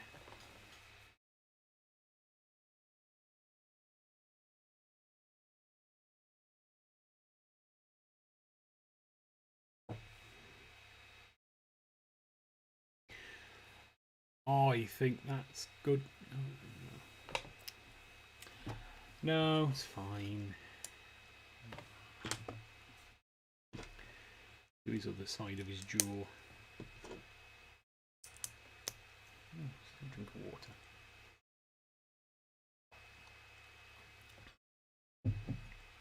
Quench my thirst a little bit.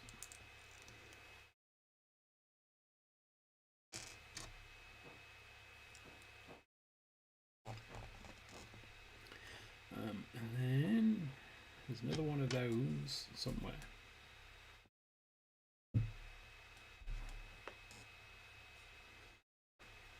There it is. It's upside down. It's upside down, causing me some consternations. There we go. bits on there, and then that goes on here. So now our dinosaur has two sides to his face.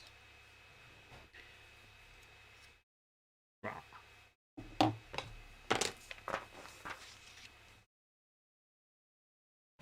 Now we'll make his lower jaw, which has the pink bits for his tongue.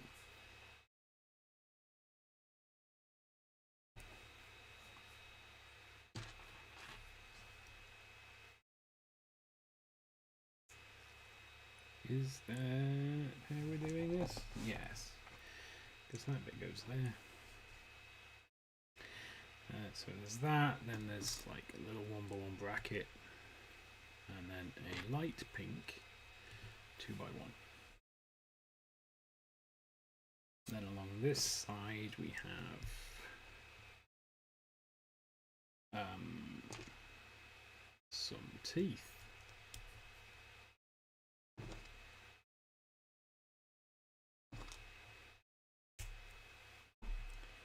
And then we do the same on the other side. So he's not lopsided.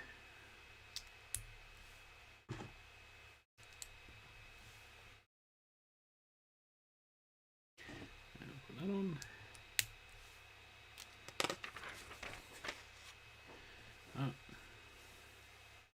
Oh, and then we get to his proper tongue. So where's that? That goes at the back there. And bright pink,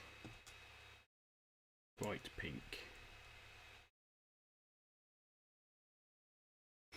bright pink. There we go. And then this goes in there. Yes. Nom nom nom nom nom nom nom. Nom nom nom. Nom nom nom nom nom. Nom nom nom nom.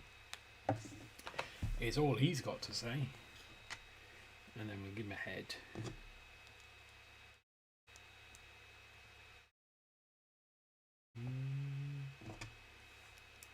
There. And the middle. And two of these. One on either side.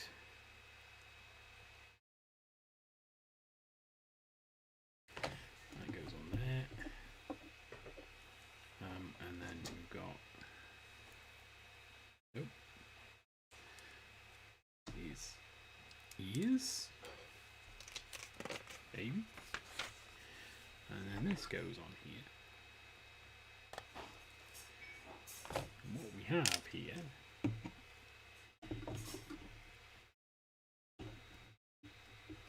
is a T-Rex.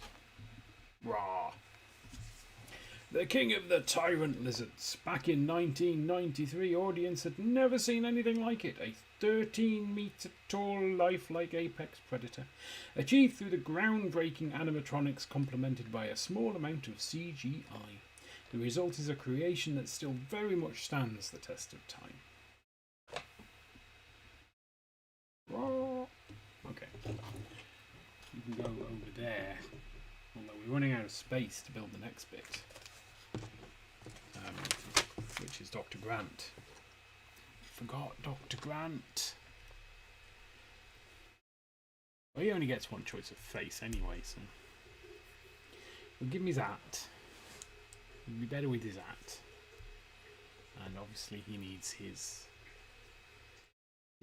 flair.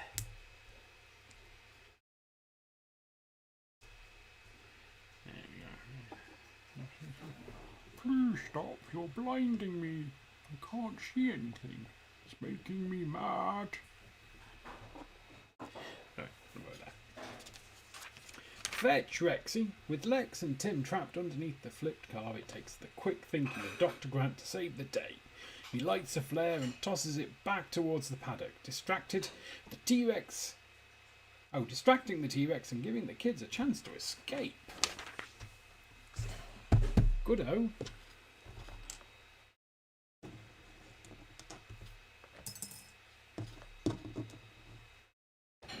Right, on to bag 6, which is the start of the diorama base. We need to open this and get this. We need that. We need bag number 6. We also need bag number 6. You might have to put Rexy over here. Yeah. Alright, let's open up bag number 6.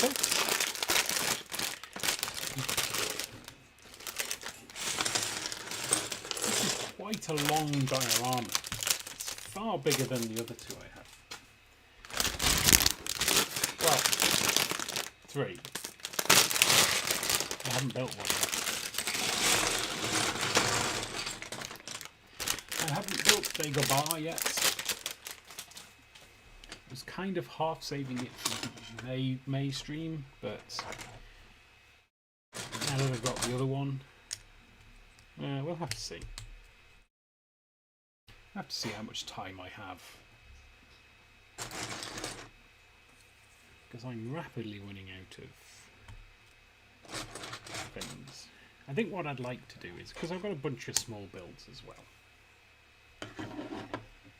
so I'd like to go along with something like chonky-ish build, small build, chonky build, small build, chonky build. Ending with BD1. The second large build would be the new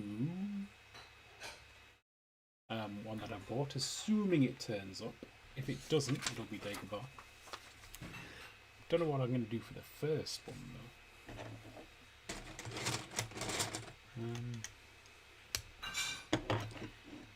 We do have a spaceship. Probably build as the first.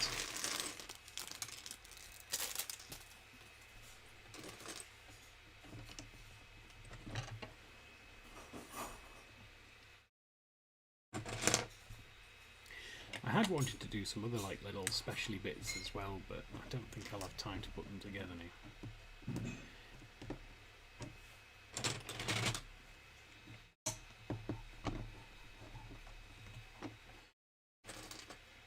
Which is a shame, but it's my own gosh darn fault.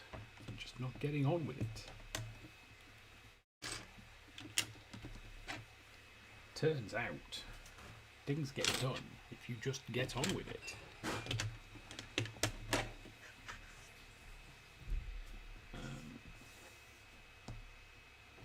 Oh, this is the first time I've seen these corner bits in transparent blue.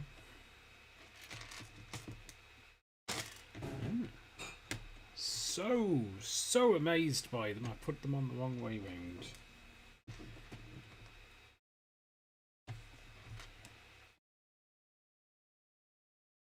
I suspect this is meant to be a puddle.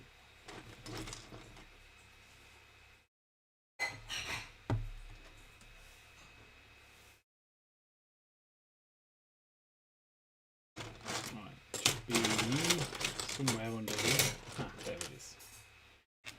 A 4x1 in that colour. Of course, we're all very familiar with that colour.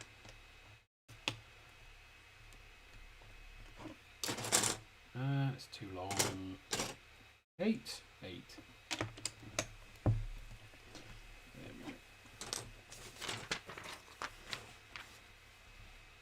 Ooh, cooking is happening.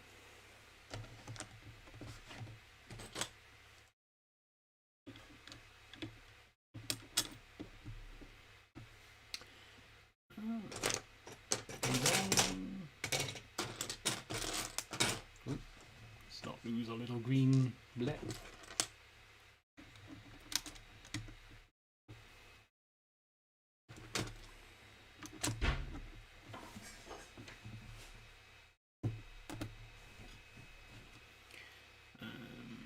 Yep, I think we've got everything on there, and then 2 of these will go under here and under here.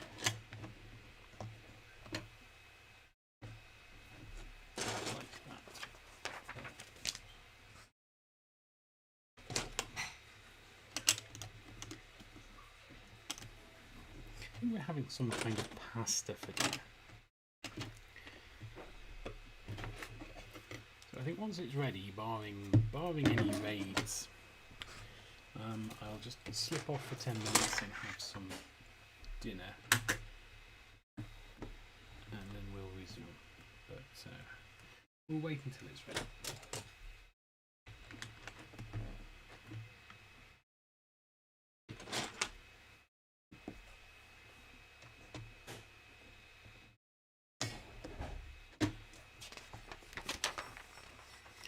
Oh wow, it's already quite long. It's just getting longer.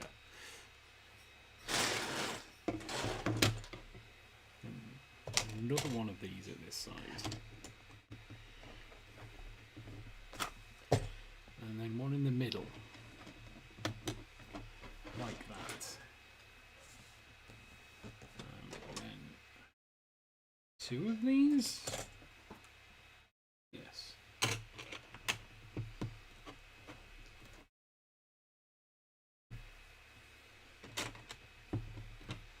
I saw an interesting video the other day suggesting that Lego might be getting rid of instructions, or paper instructions, not all instructions.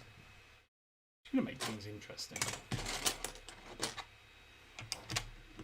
I mean, you can get the digital instructions now, so I've just not bothered with them because it just feels like reaching over and like scrolling through just feels a little bit bad. Not bad, but oh.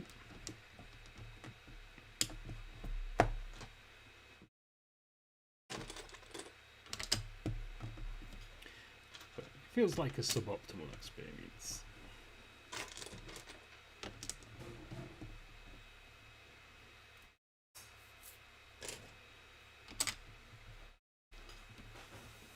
Although, can I perhaps do something on the screen? Maybe just have the instructions in a little corner bit, like down here somewhere.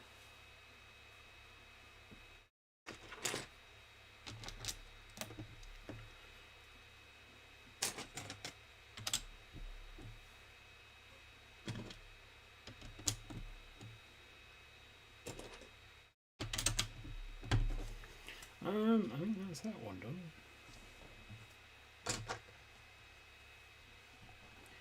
Next we want another one of the 4x1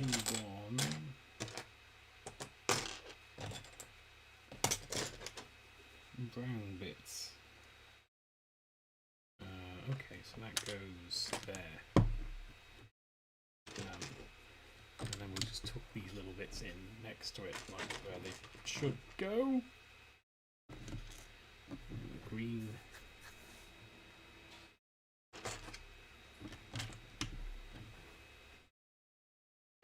And then we got a couple of these humongo long ones. Come all this way over here.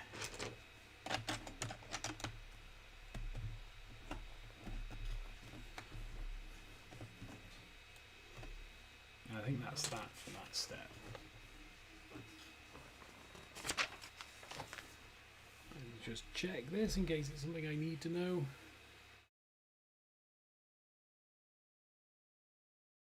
It was not.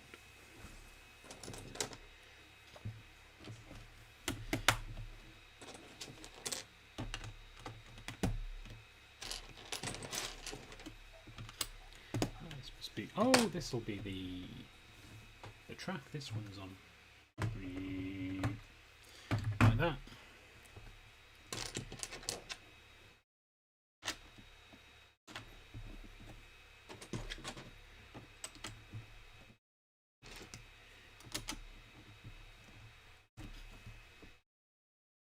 Possibly.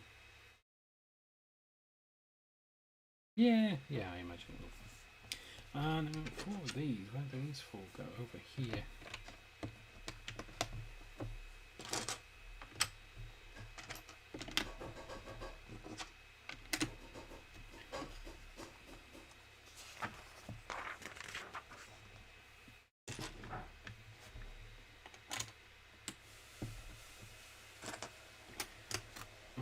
sounds like pasta being cooked.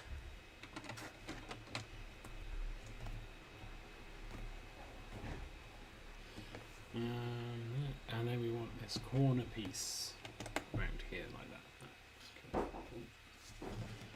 Now we've got some edge shenanigans going on. So we want a 2x1 at this end. And a hinge part. Then that, then another hinge. Oh, okay, yeah. This will be the back then, I imagine, where the towers, the fence will be.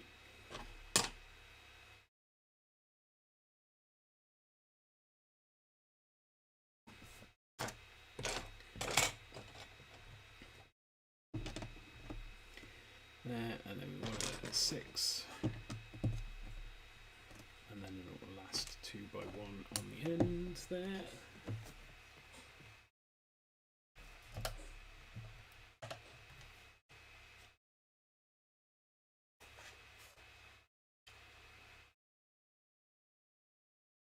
There, some light. Don't like that shadow, but we'll live with it for now. Alright, so this one's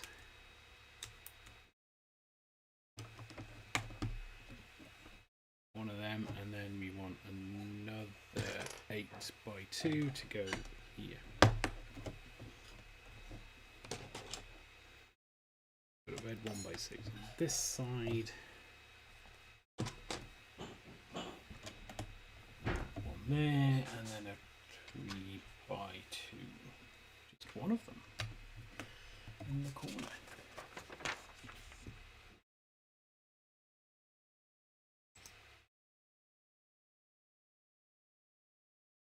My arm's starting to get a little bit tired. But we'll persevere. Because we are soldiers. Oh wow, this is getting really, really long. I'm not gonna lie, this is far longer than I thought it was gonna be. I'm hoping that's the end.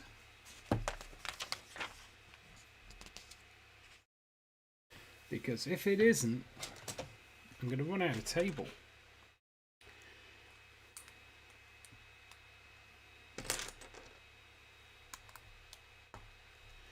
And then this goes on here, like that.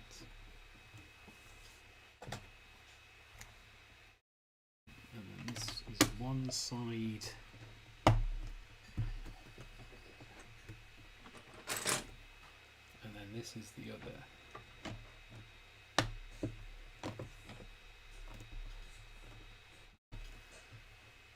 Pretty cool that they've got this bit just like moving under the thing. I'm actually thinking this might be the front now.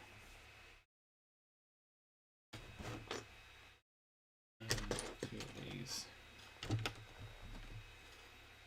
And one there.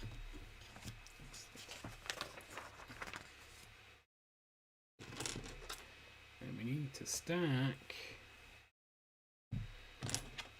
a red on a black, and then tuck it under there.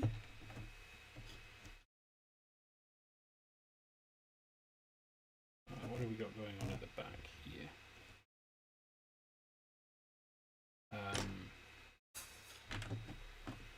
4x1 snot block, a 2x1 snot block. This. Trying to speed up a little because I'd like to get this back finished before my dinner appears.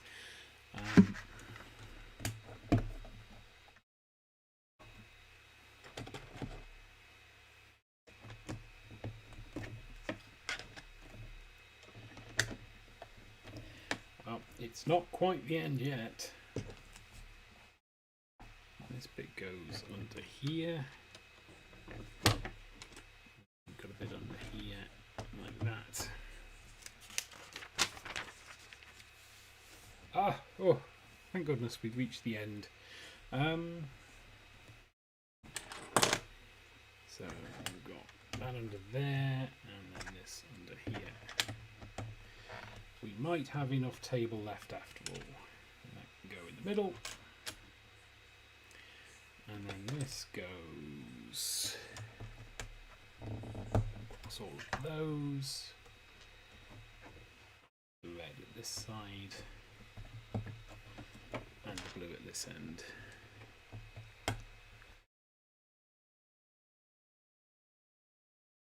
Is that? No, that's fine. Then this across the back. And then at the side.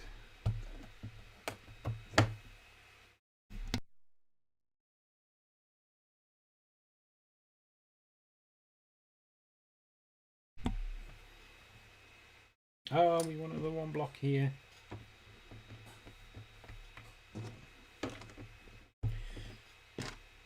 Six by hinges. It's difficult to see now because the sun's in my. It's not. It's not in my eyes at all. No, this is definitely the back. It's got to be the back.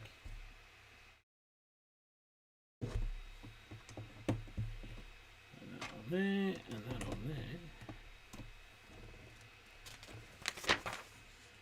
Oh, thank goodness for that. I was getting worried.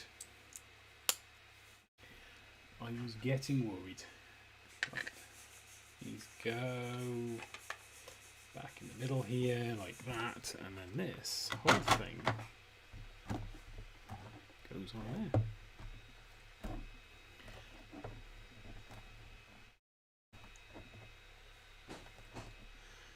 And there we have it. The base for our diorama. Okay, no, it makes sense now. Alright. Oh no, we need to keep it the other way around. Cool, so what I'm going to do is I'm going to nip off for 10 minutes and just have something to eat and freshen up and what have you. And when we come back, in hopefully around 10 minutes, we'll be working on bag 7. There is only one bag 7, so we'll see how that goes. Shouldn't take long to put together, though there is a sticker involved. Cool, so I'm going to switch to the Be Right Back screen. Sadly, I've not put any music on that one yet. So, unless, maybe. No, we'll just do the Be Right Back screen. Okay, so, yeah, enjoy the Be Right Back screen, and like I say, I'll be back in about 10 minutes. So, please don't go anywhere. I want to do this all on my own. Alright, have fun.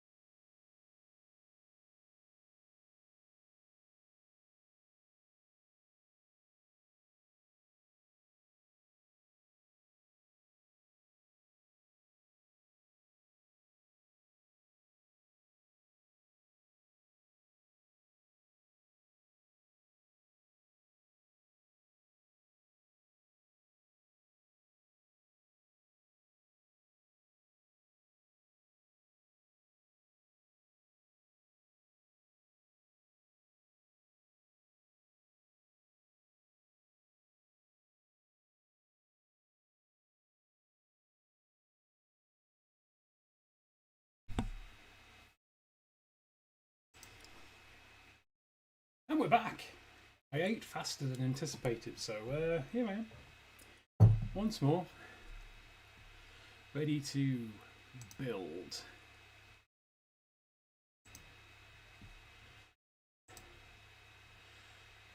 Oh, give me a minute. There we go. Right. On to bag 7. And it's only 8 o'clock.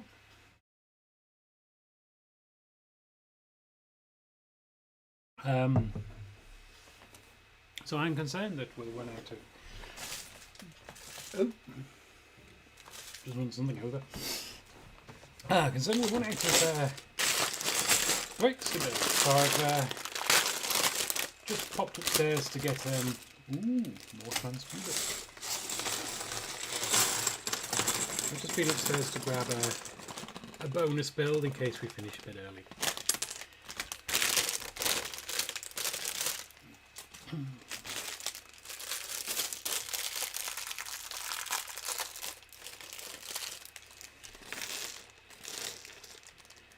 Right, it's 70. Lovely. All right. Ooh. So we're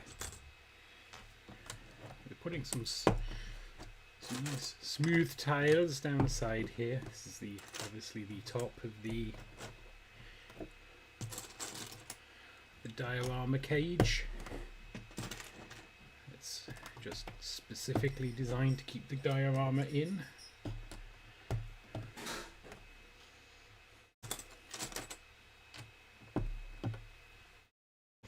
And looking lovely. And we have a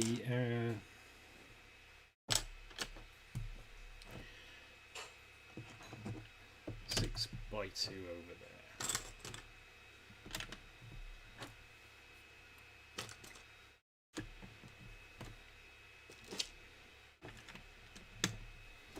There we go. Not sure what that's for.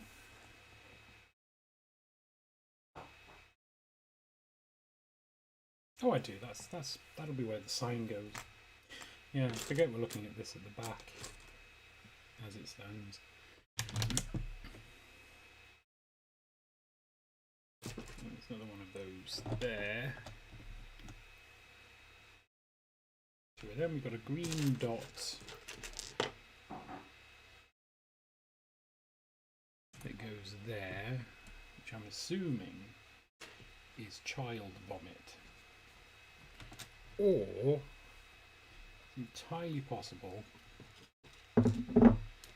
It's entirely possible that it's like just bits of the car that have been knocked off because it's the same colour.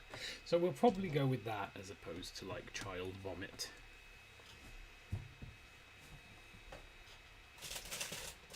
Although if I'm honest, I like my explanation better.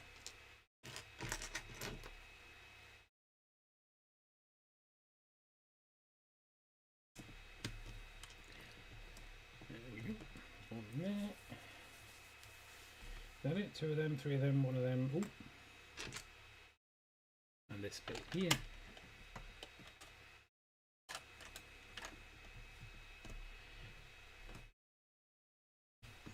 Which completely covers that green bleb. So presumably we didn't really want that. So I'm just gonna nom a grape.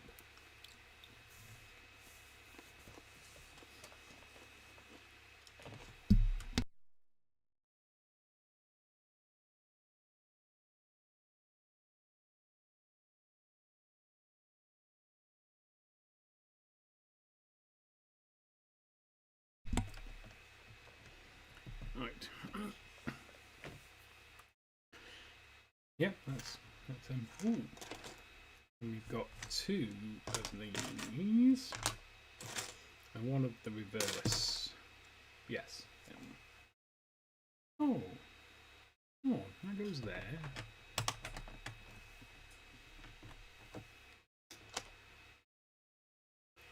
One of these goes there. And then another one over here.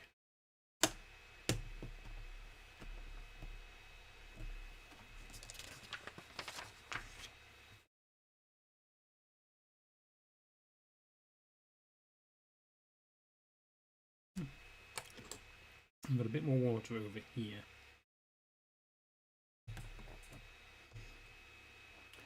Green blep. There's a green blep. There's a green blep. Found the green blep.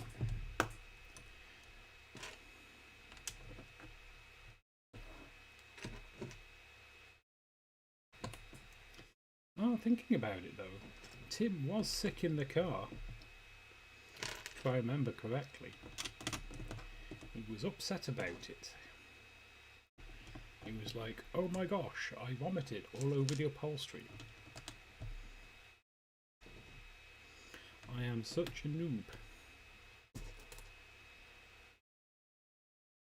mean, I presume it was travel sickness and not just abject terror that was the problem. I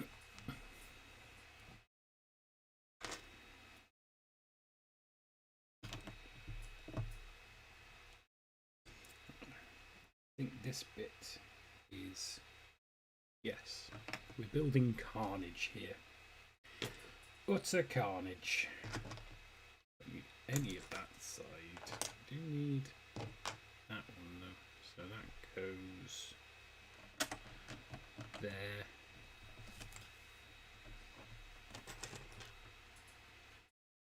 And there.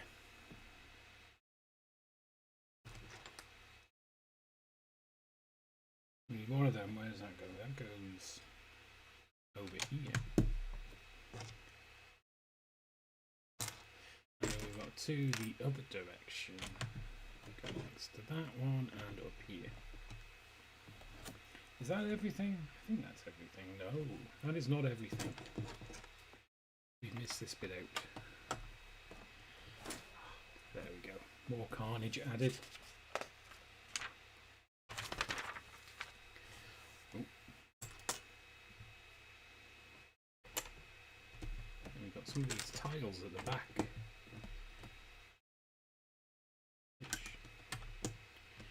Oh, these will be the wall next to the paddock.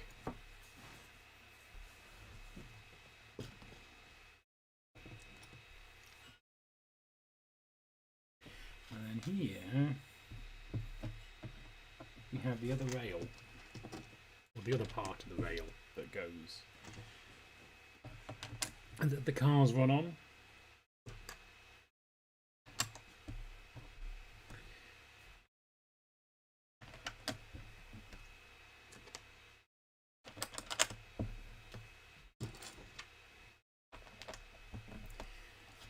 These go in the middle to give our little rail tiles something to grip on,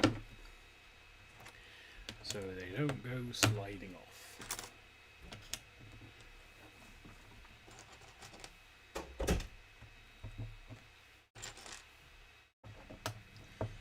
Ooh, just had another idea. A super diorama. Well, they just keep going on and on and on and on and on. A bit like me. I'm assuming we're going to put these on. I'm getting one. Oh, no. I thought I was being clever then. Turns out, just being a bit of an idiot.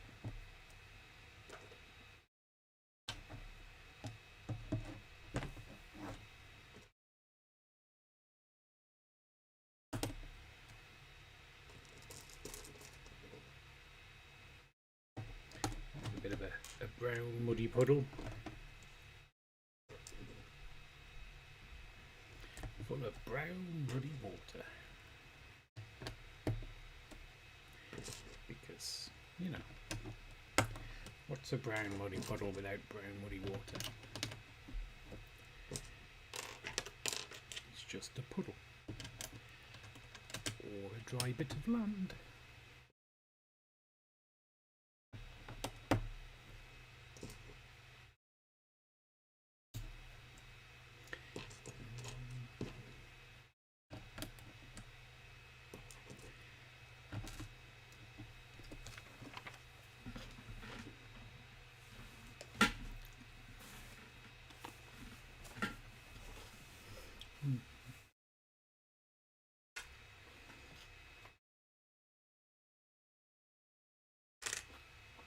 Well, this bit looks complicated.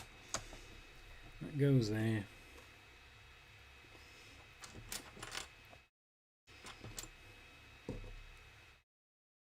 I just find it super useful to establish a point from which you can build out, which, let's face it, probably what everyone does.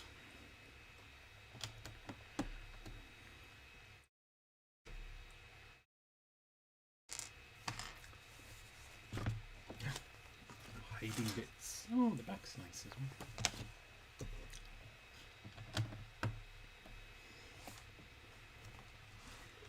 Then this bit goes there.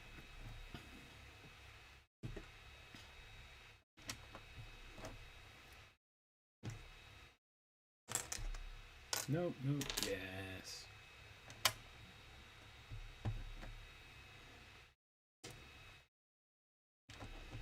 Got everything. 2 of those, 1 of those, 1 of those. 1, 2, 2. We good. We good. Oh, and then we're putting the detritus around the other hole. And this just randomly over here, apparently.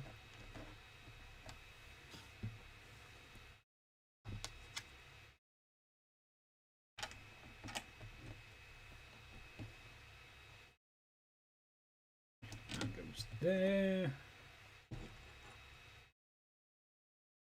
That goes in there.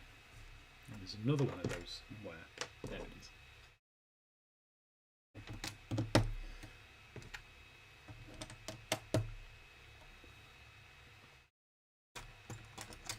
And that goes in there. So 2 of those. 2 more of those. Yeah. Leaving a mark. As a terrified Dr. Grant and Lex cower and desperately try to remain still and quiet, the T-Rex stamps its foot down into the mud, creating giant footprints.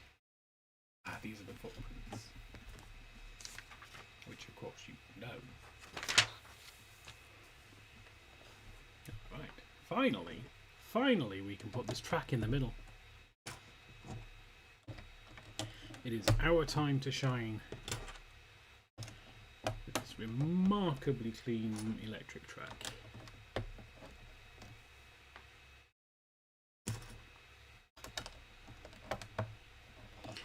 This one on that. So, it's gone now. This is gone. And then on this side, wait a minute.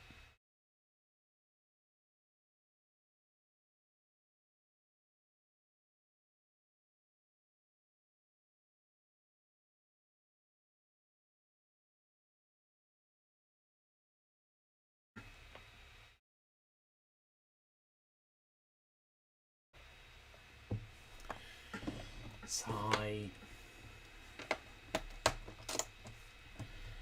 Everything is just one bit too far across.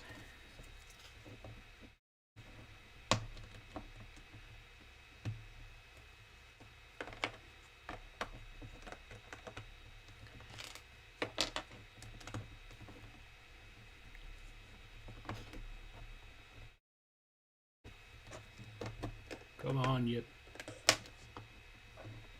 blinking brick. Right. Which means we need to go back into here for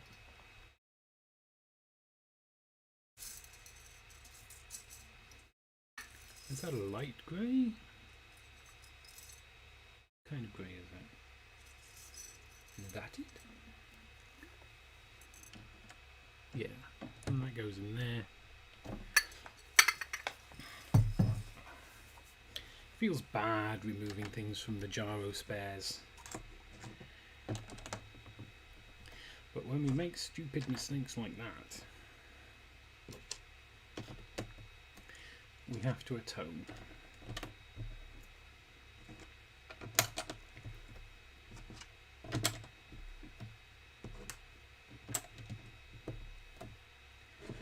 There we go, pristine grey wall there, and then a little bit more around here to just smooth up the diorama cage.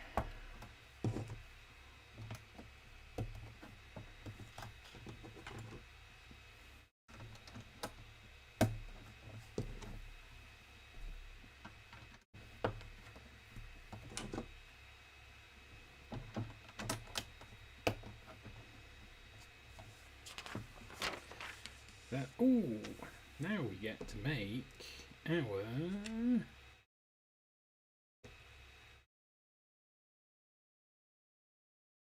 oh, it goes in this corner. It goes down here.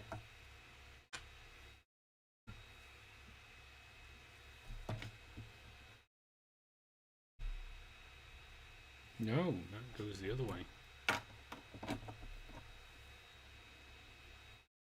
And that goes on there. And then we need sticker number 21.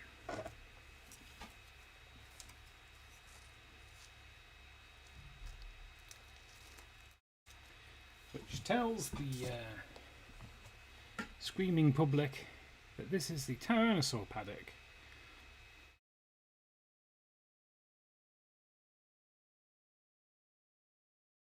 Which is important information because you want to run away especially quickly from this one. Because they clocked the T-Rex at 30 miles an hour.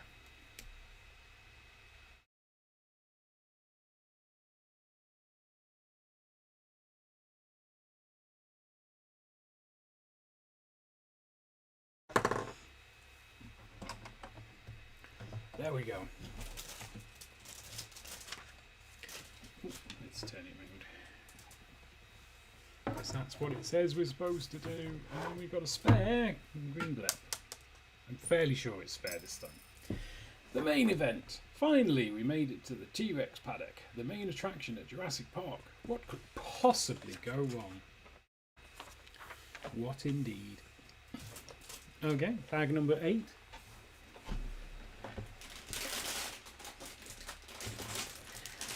Or should I say, bags number 8. And also we need 6 of these wires from earlier. Are there 6 in here? Or 7.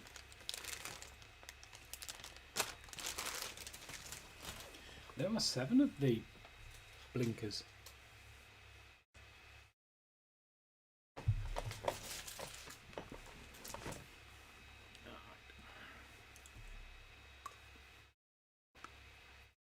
Okay, so the first thing we need to do is build some more wall. Oh, Jeff's dropped over. Stop it, Jeff. Stand up. The bar wasn't even open before the ride. Okay, so probably help if we open bag.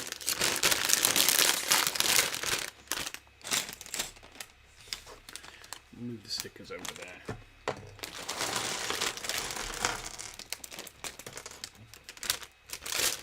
Although one advantage of digital instructions is more space on the desk for parts.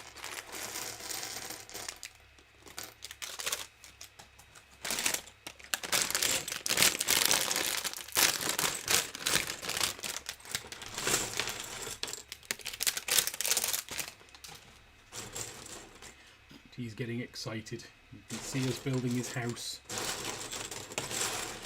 I just want to go back home. That goat was giving me indigestion. Oh, and then we got a bunch of these. Aha, put one on. Now put another 7 on. If we can get it the right way around.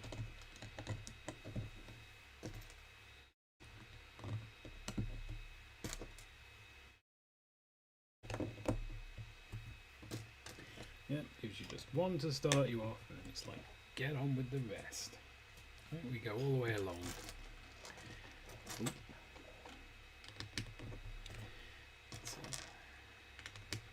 It's got a bow to it. I'm sure it'll straighten out at some point. when we put this next one on, maybe. Is that the same size? That's the same size, so we'll put this bit on. Hopefully. I'll cause it to flatten. There we go.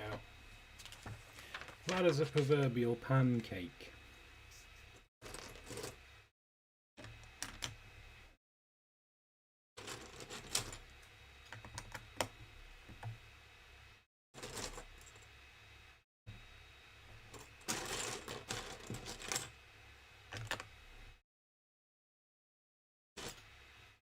Leaves.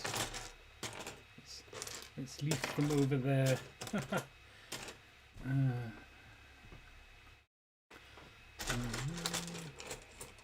I just want a 2 by. There it is. Found it. Just wanted a 2 by 2. Oh, sticker number 14.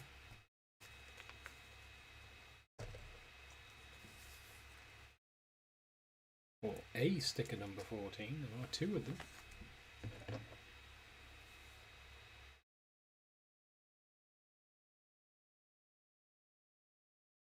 This one says no feeding, no flash, no yelling.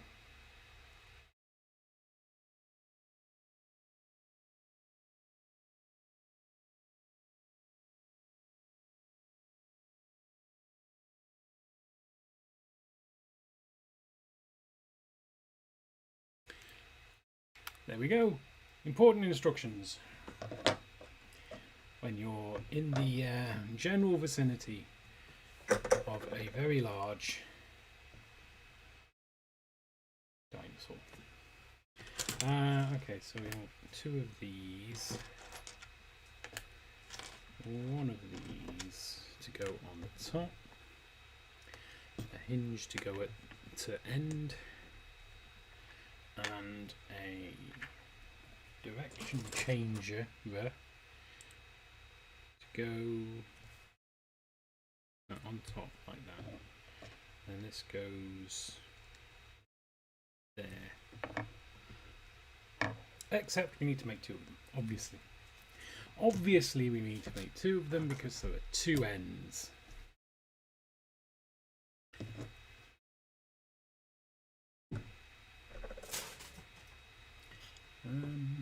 Okay, where's the bit? Where's the bit? Oh, I need one of them, definitely. Definitely need one of those.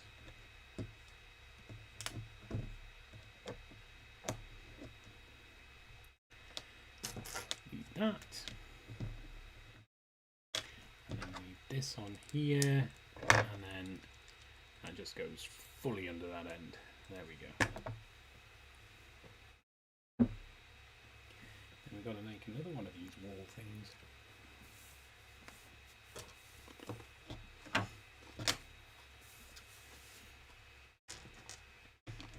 See, this one doesn't even give you the first starter. It just goes, oh, there you go, put 8 of those on.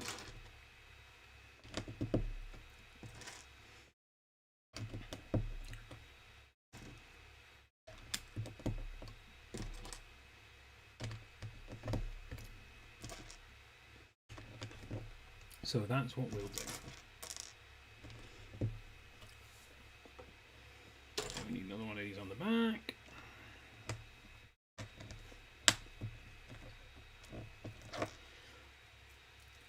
Thusly, and then 3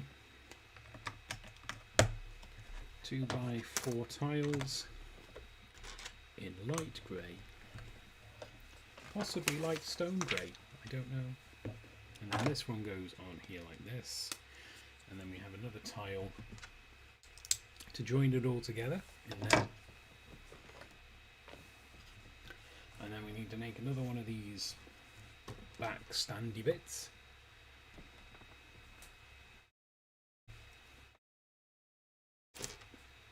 That's the hinge.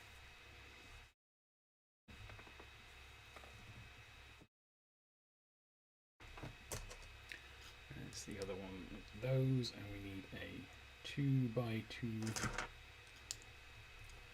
and this. And then this, I imagine, goes half and half like that. Lovely. I suggest we've probably made... Ooh.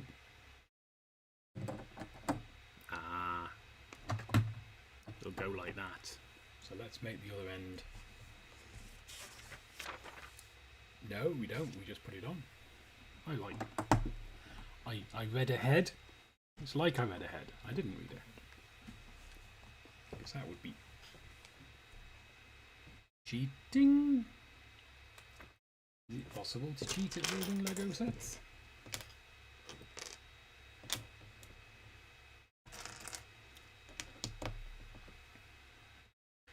We do need to build another one of these posts.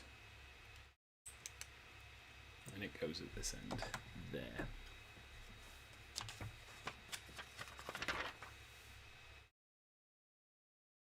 Oh, then we do make another one. We do make another one. Right. So this. Then 8 more of these bad boys.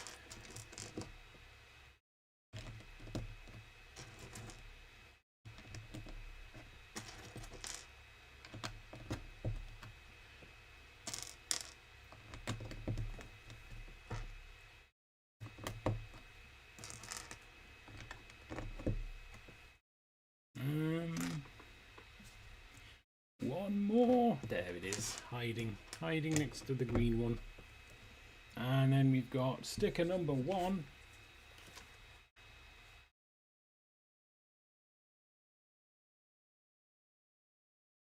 I mean, it's definitely not sticker number 1. So we'll do sticker 14. Because that's what it looks like. Going on this one here. Yes.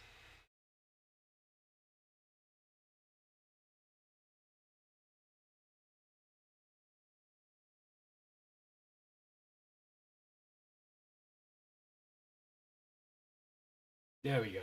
That's on there. This goes on the back.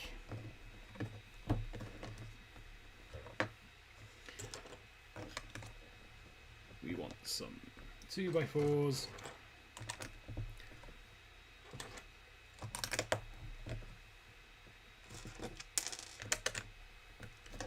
Then presumably this goes in here. Oh, Alan Grant's fallen over now.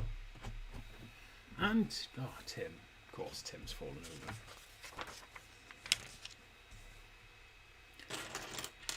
And then this goes in here. Oh, isn't that lovely? Lovely how it all joins together. And then we're going to make,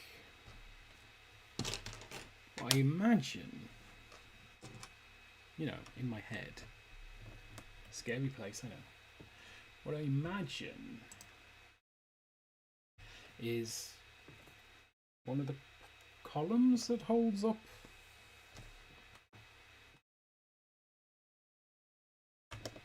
It's not that easy to see, I'm going to be honest. In the light. That's that. And then we want another one of these there. Yep. We want a 2x1 in the middle. And then one of these on the end.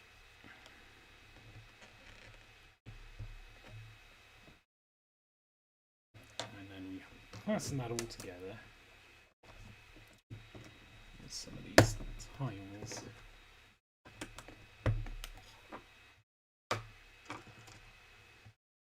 Like that. And this is where I turn over and it says, I built 19 of these. Oh no. Okay, so this goes at this end. Tilted slightly towards the back. Then we make another one. But this one's a little bit different because it has the alarmy lights on the top.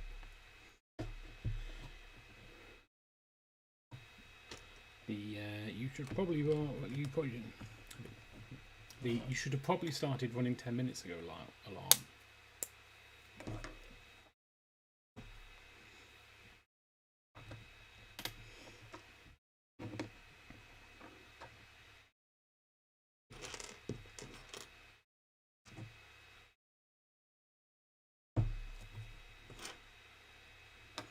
went and did an induction course once at a place that's quite dangerous, but can't actually tell you what it is. They had you had to memorize 7 different types of alarm. 7 different types of alarm. One of which was, nah, too late.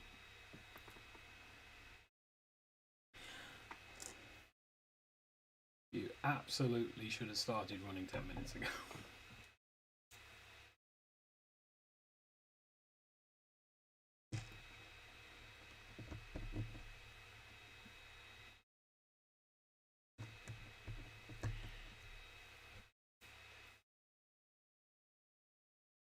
That was a while ago.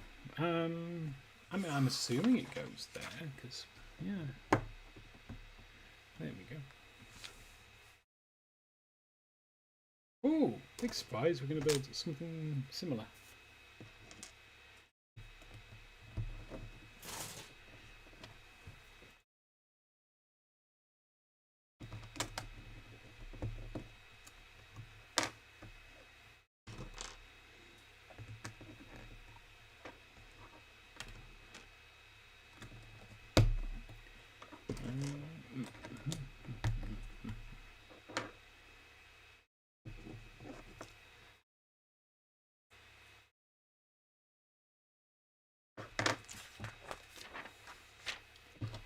There we go.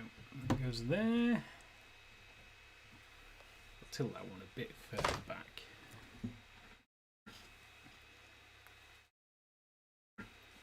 Actually, no, we won't.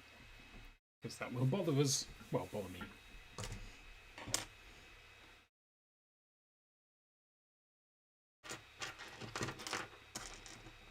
And then we've got to do the other phones with the alarm at the top. And all these extra bits down the side to hold the wires in place. Well, we'll need one of them anyway, so I'll put it on the bottom there.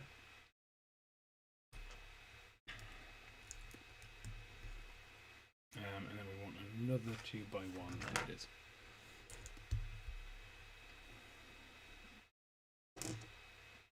And then we'll cover it with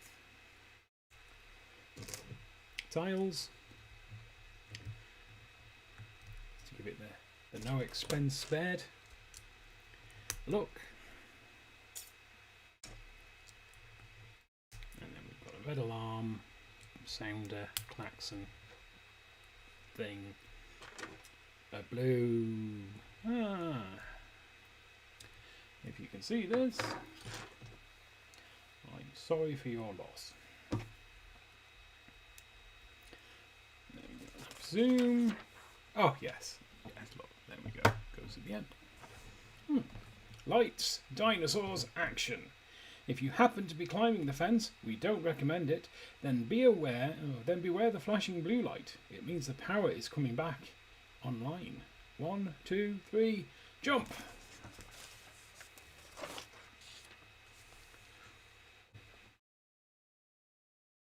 Oh wow.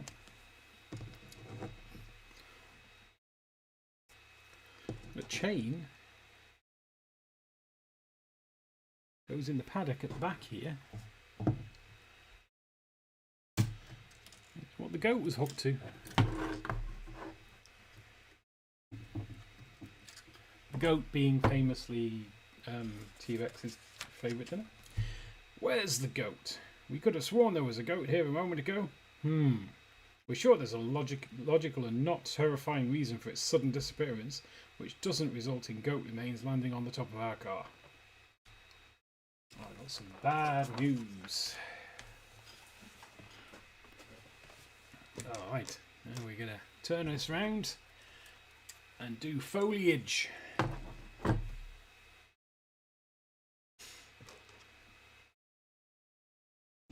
start with a dark green.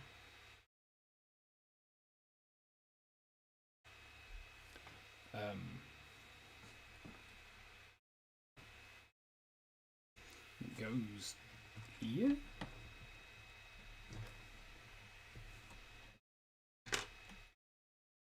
Oh, it's 2. too important where it goes, to be fair, but it said put it there, so we'll put it there. We can't get this bit to stick in. There we go.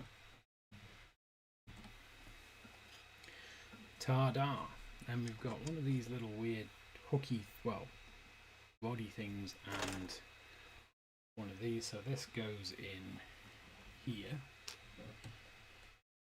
in one of the holes, and then this goes on there like that. Oops, I'm sorry. How far have I knocked here?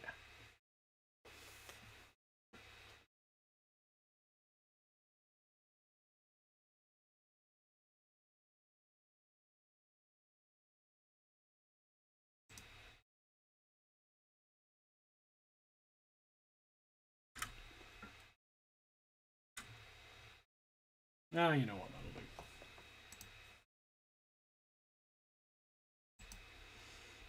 Right. Back to our foliage. Then we're doing another one, more or less the same again, but it looks it.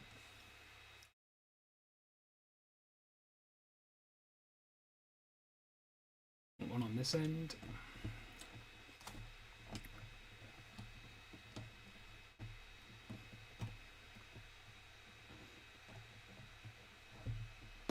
And then that goes in there like that.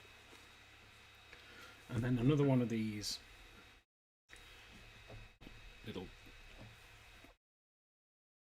rod bar things, and then we'll put this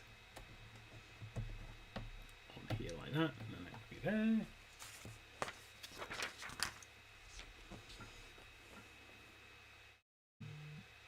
Then more or less the same again.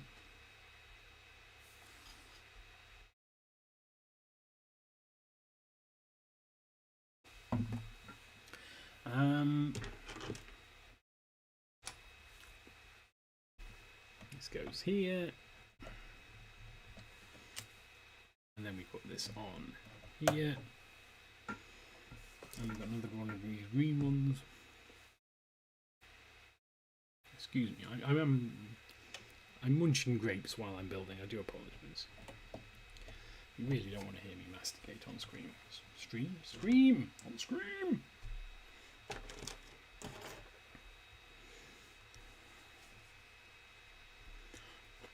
And we're building. I don't know what we're building now, but we're building it with the wrong part.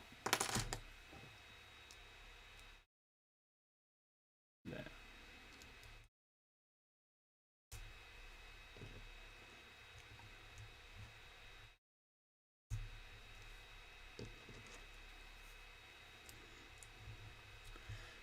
Some nice green tile on the top to give it a bit more foliage appearance. And then we want a green one on this side. Like that, and one of these on this side, like that. That goes there.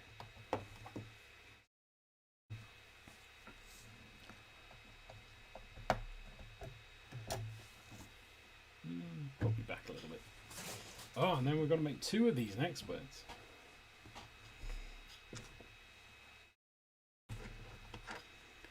We'll make them one by one. Excuse me.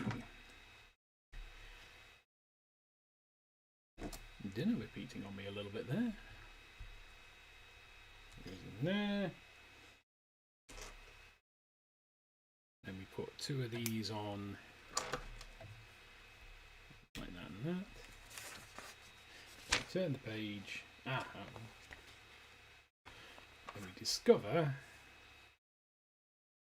that it goes here. Alright. Kinda. I need to turn it around like that. I have one out and then just the other one up there like that. looks a bit weird. But we'll live with it. Because we have to. So we'll build the other one now.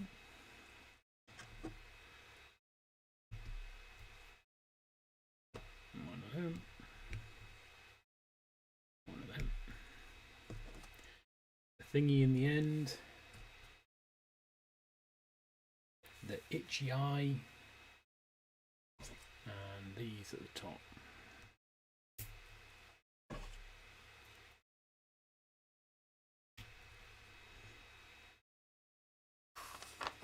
And this one goes here.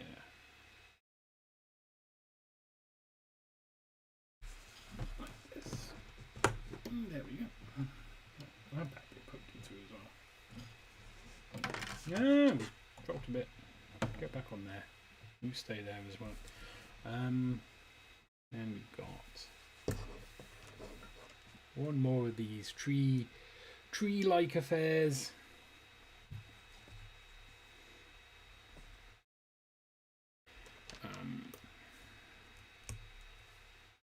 Should be another one of them. Yes, there is. It's under me book. And then that. I'm suspecting we're getting quite close to the end of this bag.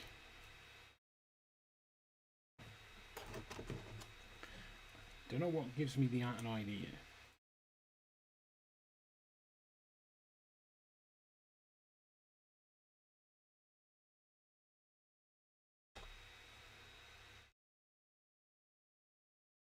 But I also suspect there's some stickers involved. Right, this is going to go here because this is the only place left for a tree to go. Yeah, we have foliage. Right, now we need to turn it back around again. And we can see our foliage. Yes, it is foliaged. Right, so we put these on here. We put them on straight and just let them naturally bend downwards.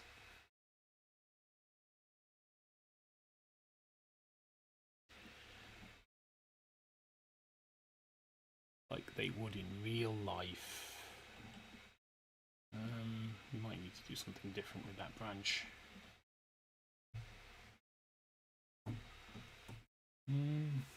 No, it's too far back. Yeah.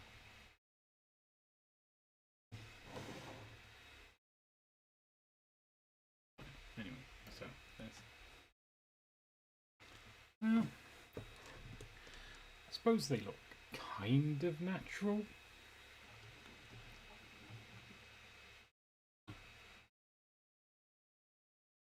I mean, they don't look like they do in the book.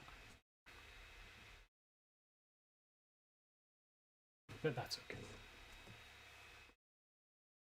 A little bit of weirdness is all. Do the same over here.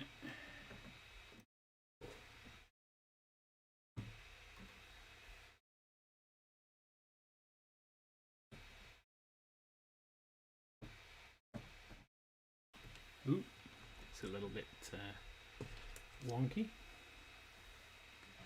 And we'll put this one on the bottom here. And there we go. Some broken wires. Let me sit back and check a little bit.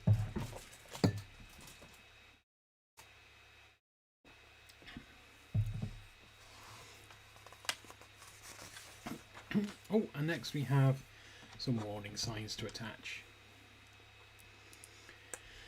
Sticker time!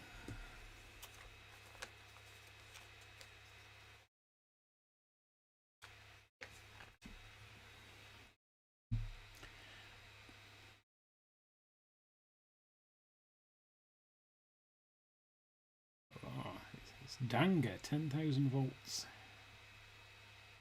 It does sound dangerous.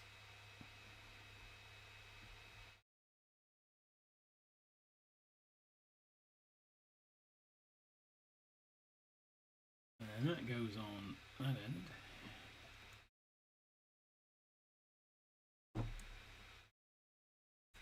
Like that. Warning! Do not get eaten. It is bad for the dinosaurs' digestion.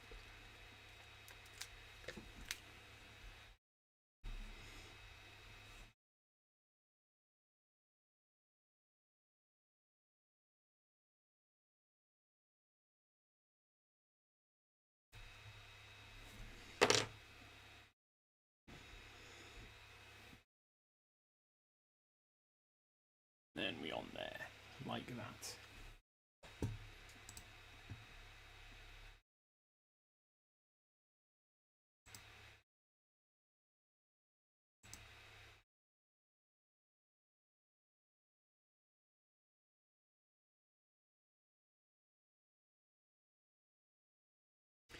One minute.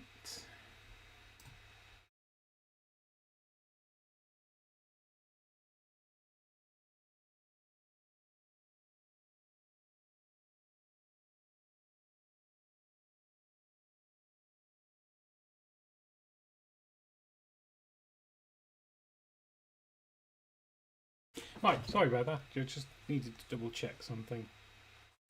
Alright, that's bag number 8 done. So now on to our last bag, which is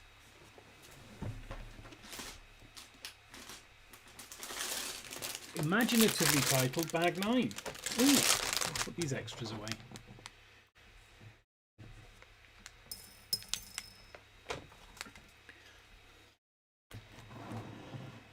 I'm going to admit, I didn't think we'd be on bag 9 within 3 hours. Never mind. Okay, so yeah, another very, very green bag with some more wheel hubs. And yeah, but this time it's all upside down.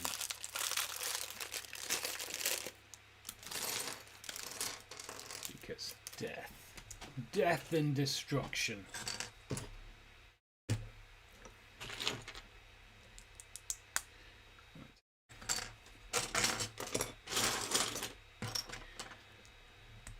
This bit here, this grey bit, I only saw it on first time I saw it was on a list of bricks that could be ordered from, and I've seen it in 3 sets now, and never before, and it's just weird how I notice things like this.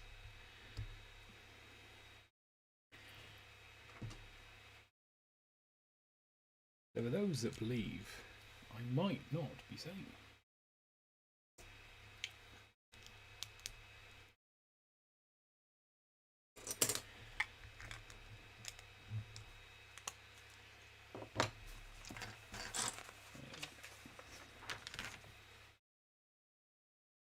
Oh, now we've got to build something similar, but in red.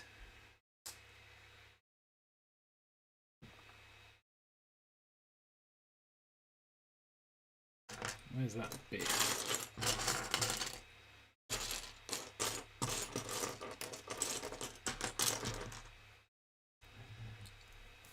There. And the 2 1x1 bricks at the sides. And now the red 4x1 over the top. Then we build it the same. So we need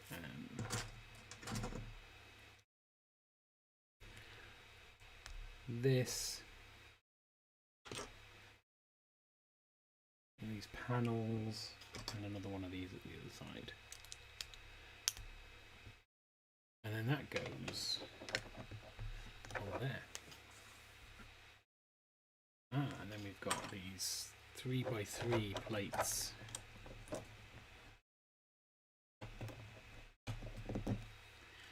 They go there, there, there. There it is, in there.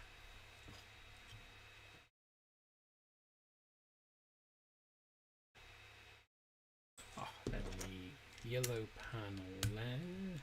And we're about to get stickery.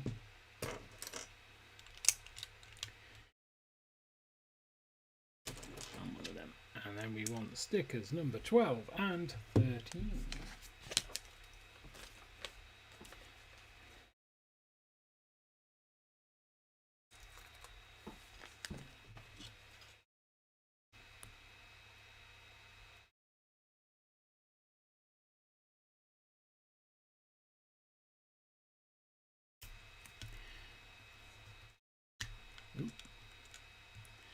Yep, that's number 12. Number 13.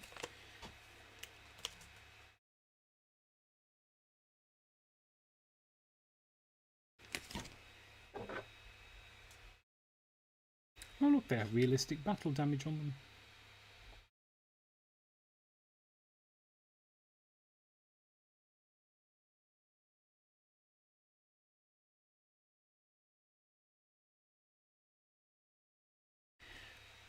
There we go. And then obviously that's upside down. Then we do the same on the other side. So we put on our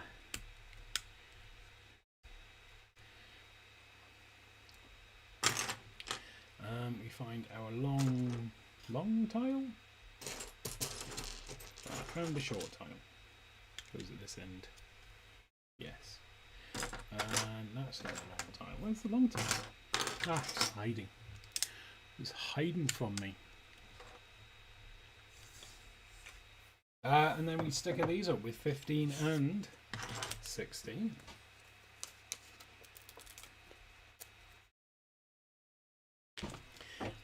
Once again, they go upside.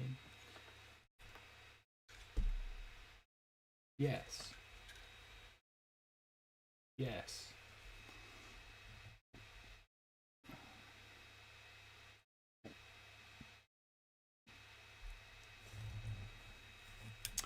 Oh, it's Monday tomorrow. Excitingly, I have a 5-day week this week. Which I know what you're thinking. You're like, oh, I thought you said excitingly. But next week, it's a 4-day week because I have the Friday off for Discovery Break Show.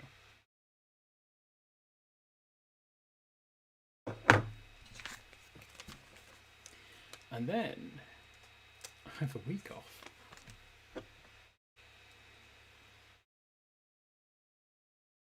An entire week in which I can do whatever the heck I like. Apart from the Thursday, because that's streaming day. That is the day I am streaming.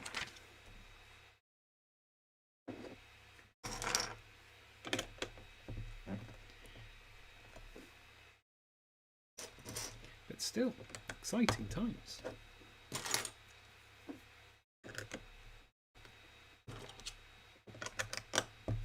I might build while I'm off. Oh, those are printed. Oh, cool. The Great Wave at Kanagawa.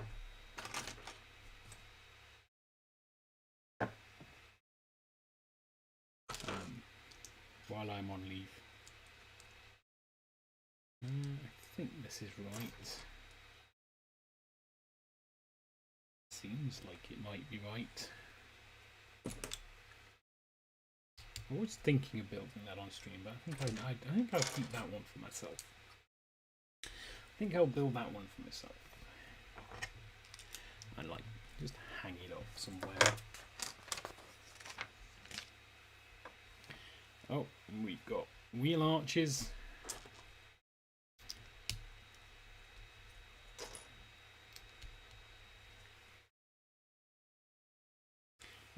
It's a symmetrical, so it doesn't matter which end I put these on. Yeah.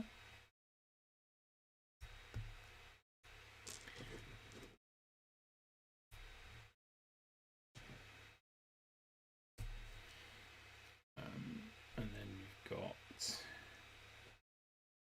2 of these clip blocks that go in the end, and yellow 2x1 that slots in there. Oh, bit of brick. A whole brick goes across there. And I've got 2 green 2x1s that go there. Und da. Then one of them in there,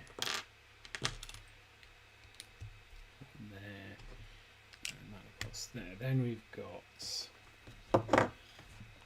stickers.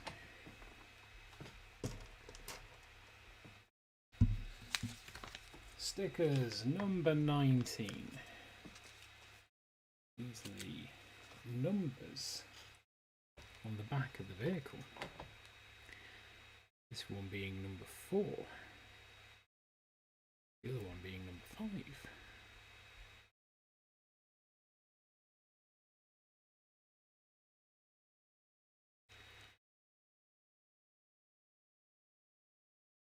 Let's position the sticker on here.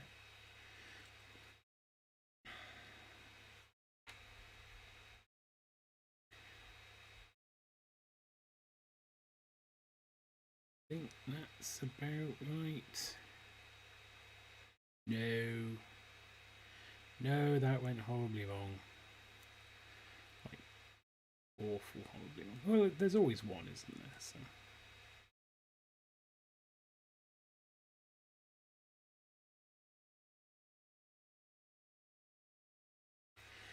I think that's more or less okay.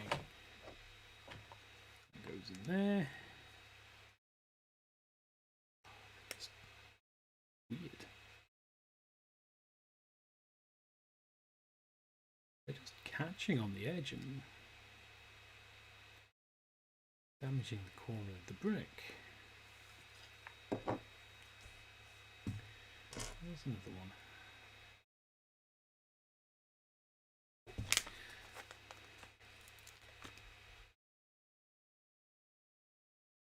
Of course, now I've stuck this on, I can see it's not straight at all.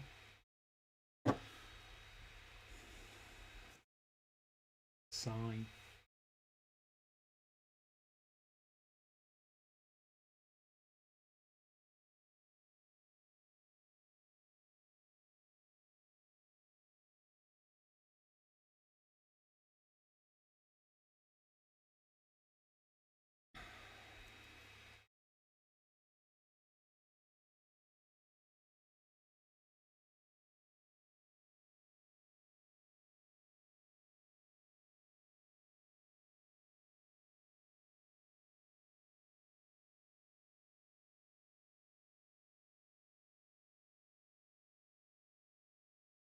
Turns out, the smaller the sticker, the harder it is to apply.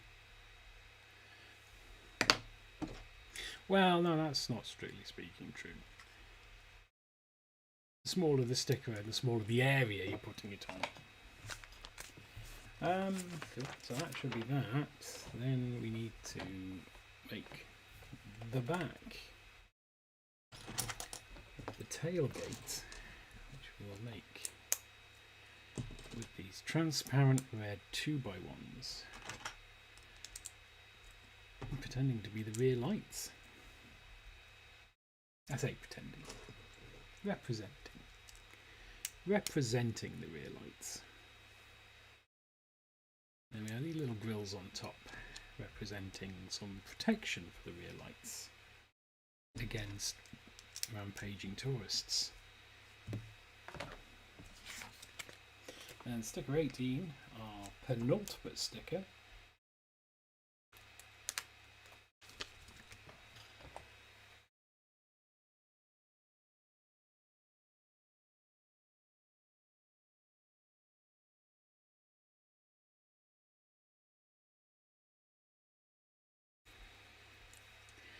Lovely, lovely. And then 2 of these.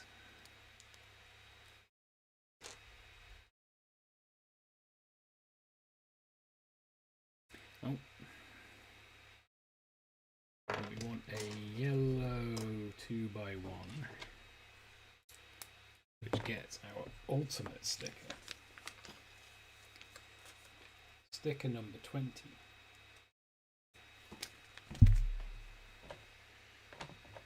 The license plate that isn't really a license plate.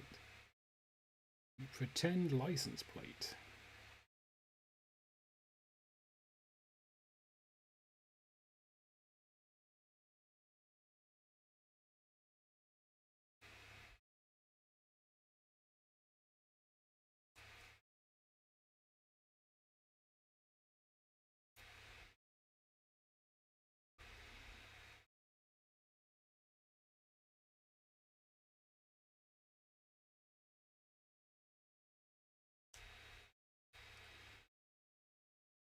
There we go.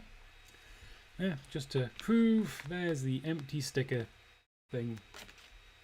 Didn't mean to drop it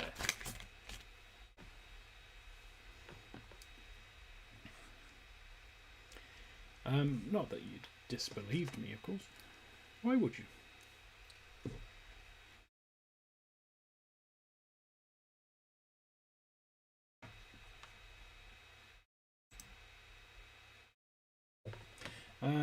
And then, oh, we've got these things on the side again, haven't we? So 2 of those.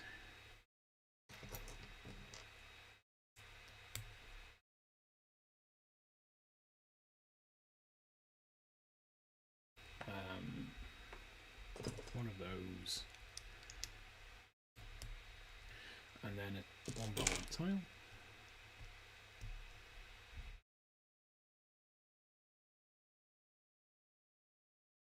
And then same on to the side.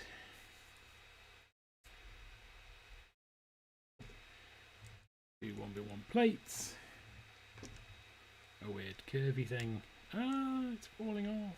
It's all coming to pieces. And then a 1x1 tile.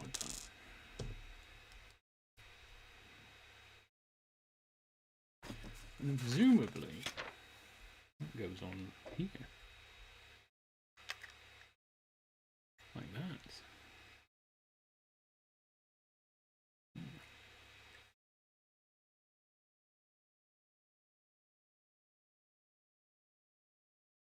And then this gets some tiles for some reason. A 2x2 tile in the middle there. And a 1x6 at the back. Then we flip it over and put some wheels on.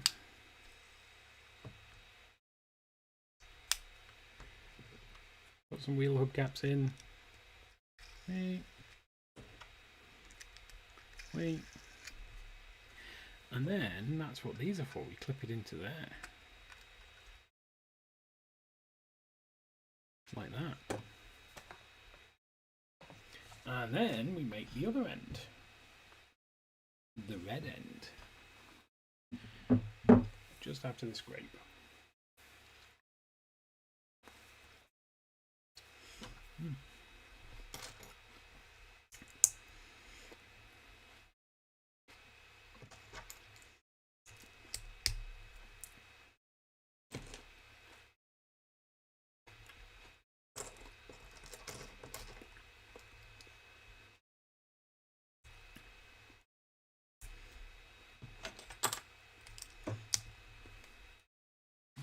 That's those done.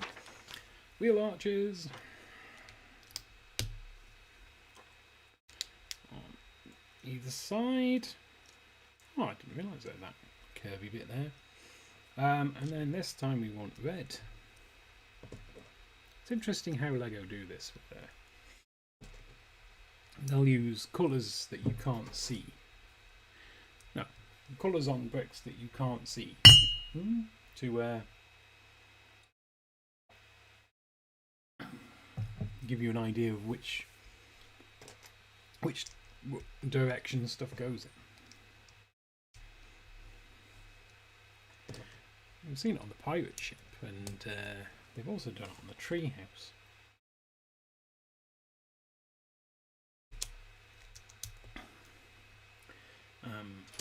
where each of the three treehouse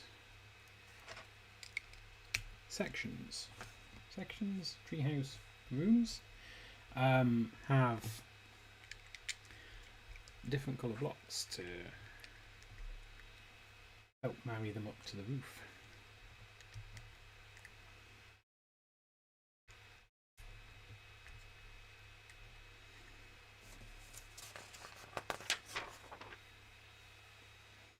Oh, we've got the front end to do, so on that bit. And two of these.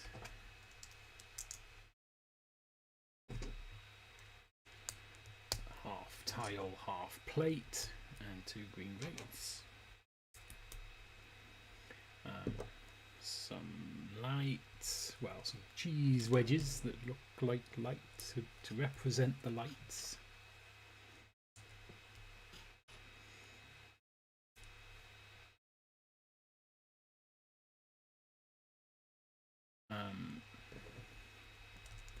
A 2x1 under there, and these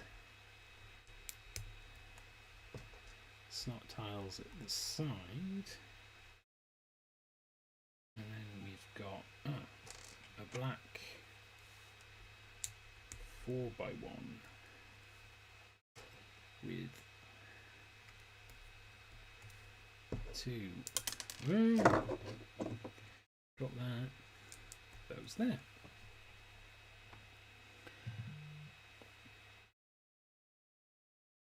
Then we've got one of these going on there like that.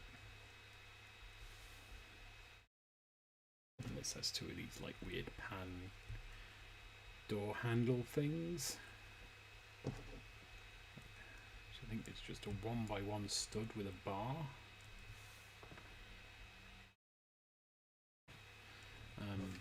But they do go the other way.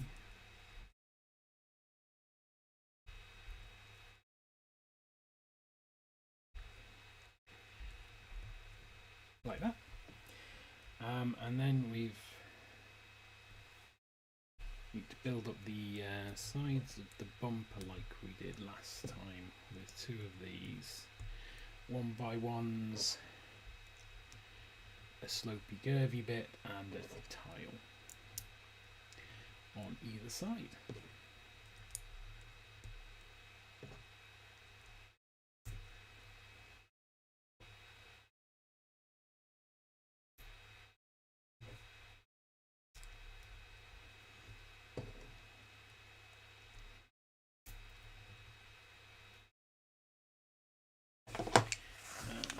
Over the page. Okay. Nope, that's not what I needed to pick up. Then we've got some slope bits in there. Just lock that into place. Like that. And then we've got these two sidebar things. Like we saw on the one that isn't crushed into the mud.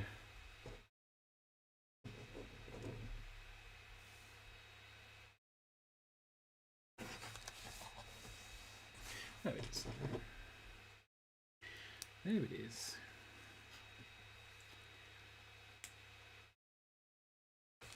And then this just goes on here.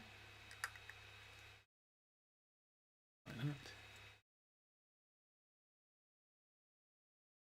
And then we have more of these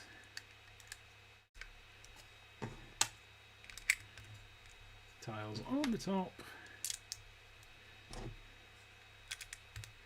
And we flip it over. Okay, I may have done something wrong in a previous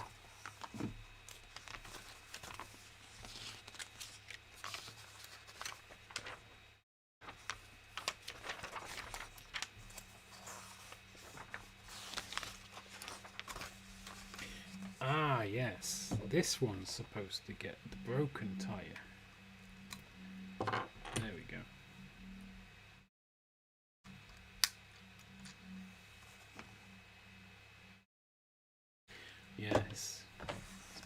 Assuming I knew what I was doing. This one gets the two good wheels. And find the other good wheel. Like that. Then we flip this over. We put it on the other end. And there we have. Where's my wheel? We seem to be missing a tyre. Don't blame us, blame the hungry T-Rex who mistook it for a tasty treat. So, this goes in here. Nope. Here. In this slot I've just realised is perfectly shaped for it. Does it? Oh, it does. Oh, okay.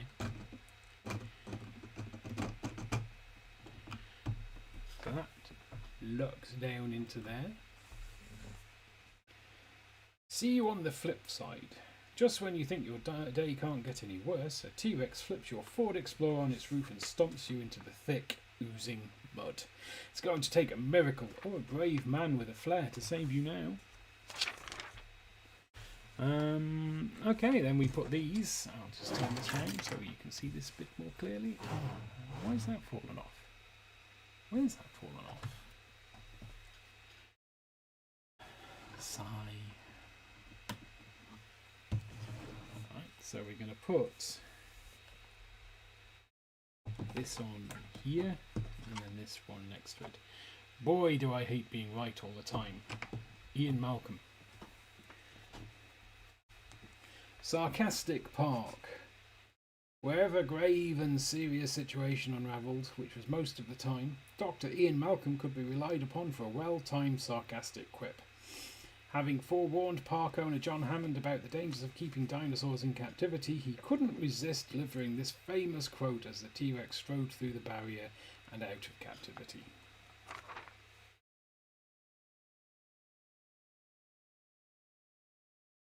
Yeah, so we put Dino What's It on here, so that leg goes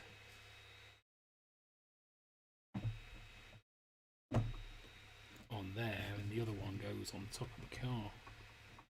If I can get it to work properly.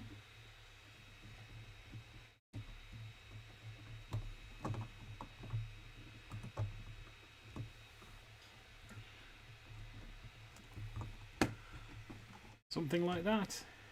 Can we twist him around a little bit so he's a little bit more... There we go. He's more... Rah, rah. Oh, no. Apparently that's not meant to bend like that.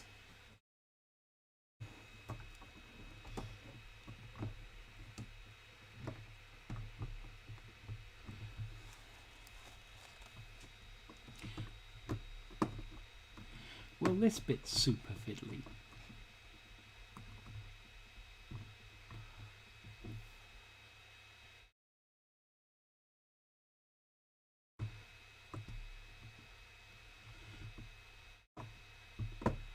Right, put it on like that. There we go. He's all twisted around. How do we get him to twist like properly?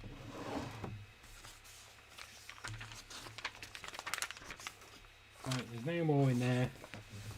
Look, lovely back. I'm going to move it over here so I can try and get this to look at least a little bit half like it's a dinosaur. Attack. There we go. I think that's like, why are you hurting me? Why are you near my house? And then this one goes here, I imagine.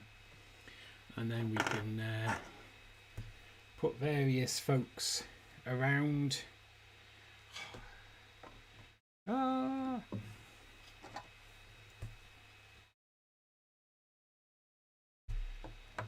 Don't come this way, I'll poke you in the eye. And then he can be over here. Follow me, I want to poke you in the eye. And then you get him in there? No.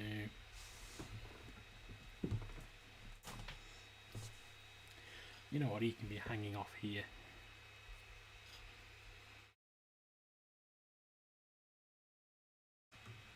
Maybe there.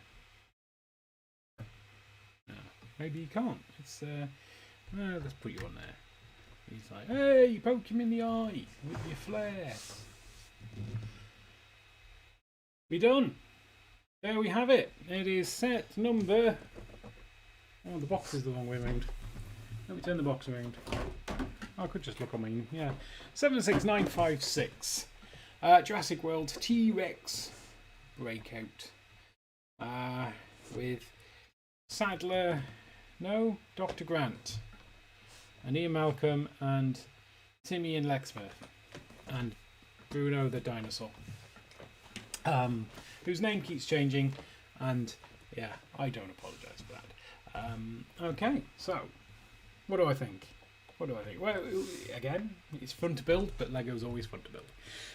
It's wider than I was expecting. It's bigger in real life than I thought it would be. But again, that's no bad thing. I think the attention to detail is pretty cool.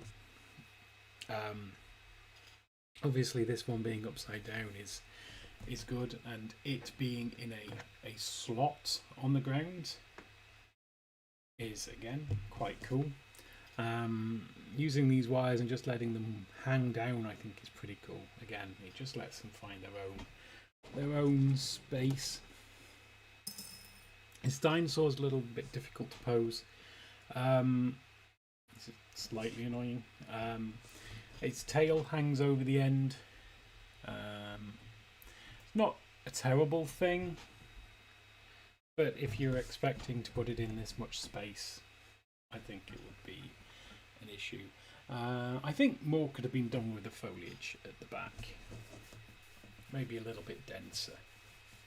I mean, it represents the foliage, and that's fine, but it just feels like it's just a little bit extra at the back. But yeah, no, I like it. It's very thematic. Fits things perfectly, and will be going on the shelf for a little bit of while. I don't know how long.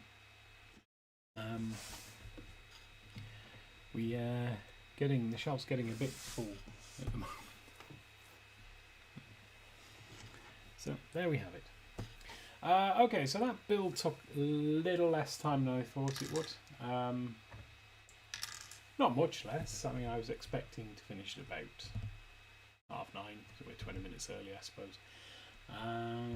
So yeah, I think I'm going to leave it there. Thank you very much for watching. Thanks for the chat. Next week we'll be doing Speed Champions. There are a bunch of like smaller builds. So I only want to do a couple of hours streaming next week, so I'll probably only do 2 or 3. But the highlight is going to be the 007 DB5, which will be the last build of the evening. But I'll have a look at what I've got. The week after that there'll be no stream because I will be in Discovery in Newcastle.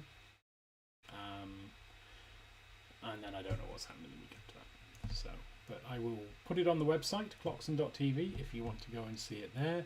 I will start putting announcements in on Bloxon TV as well.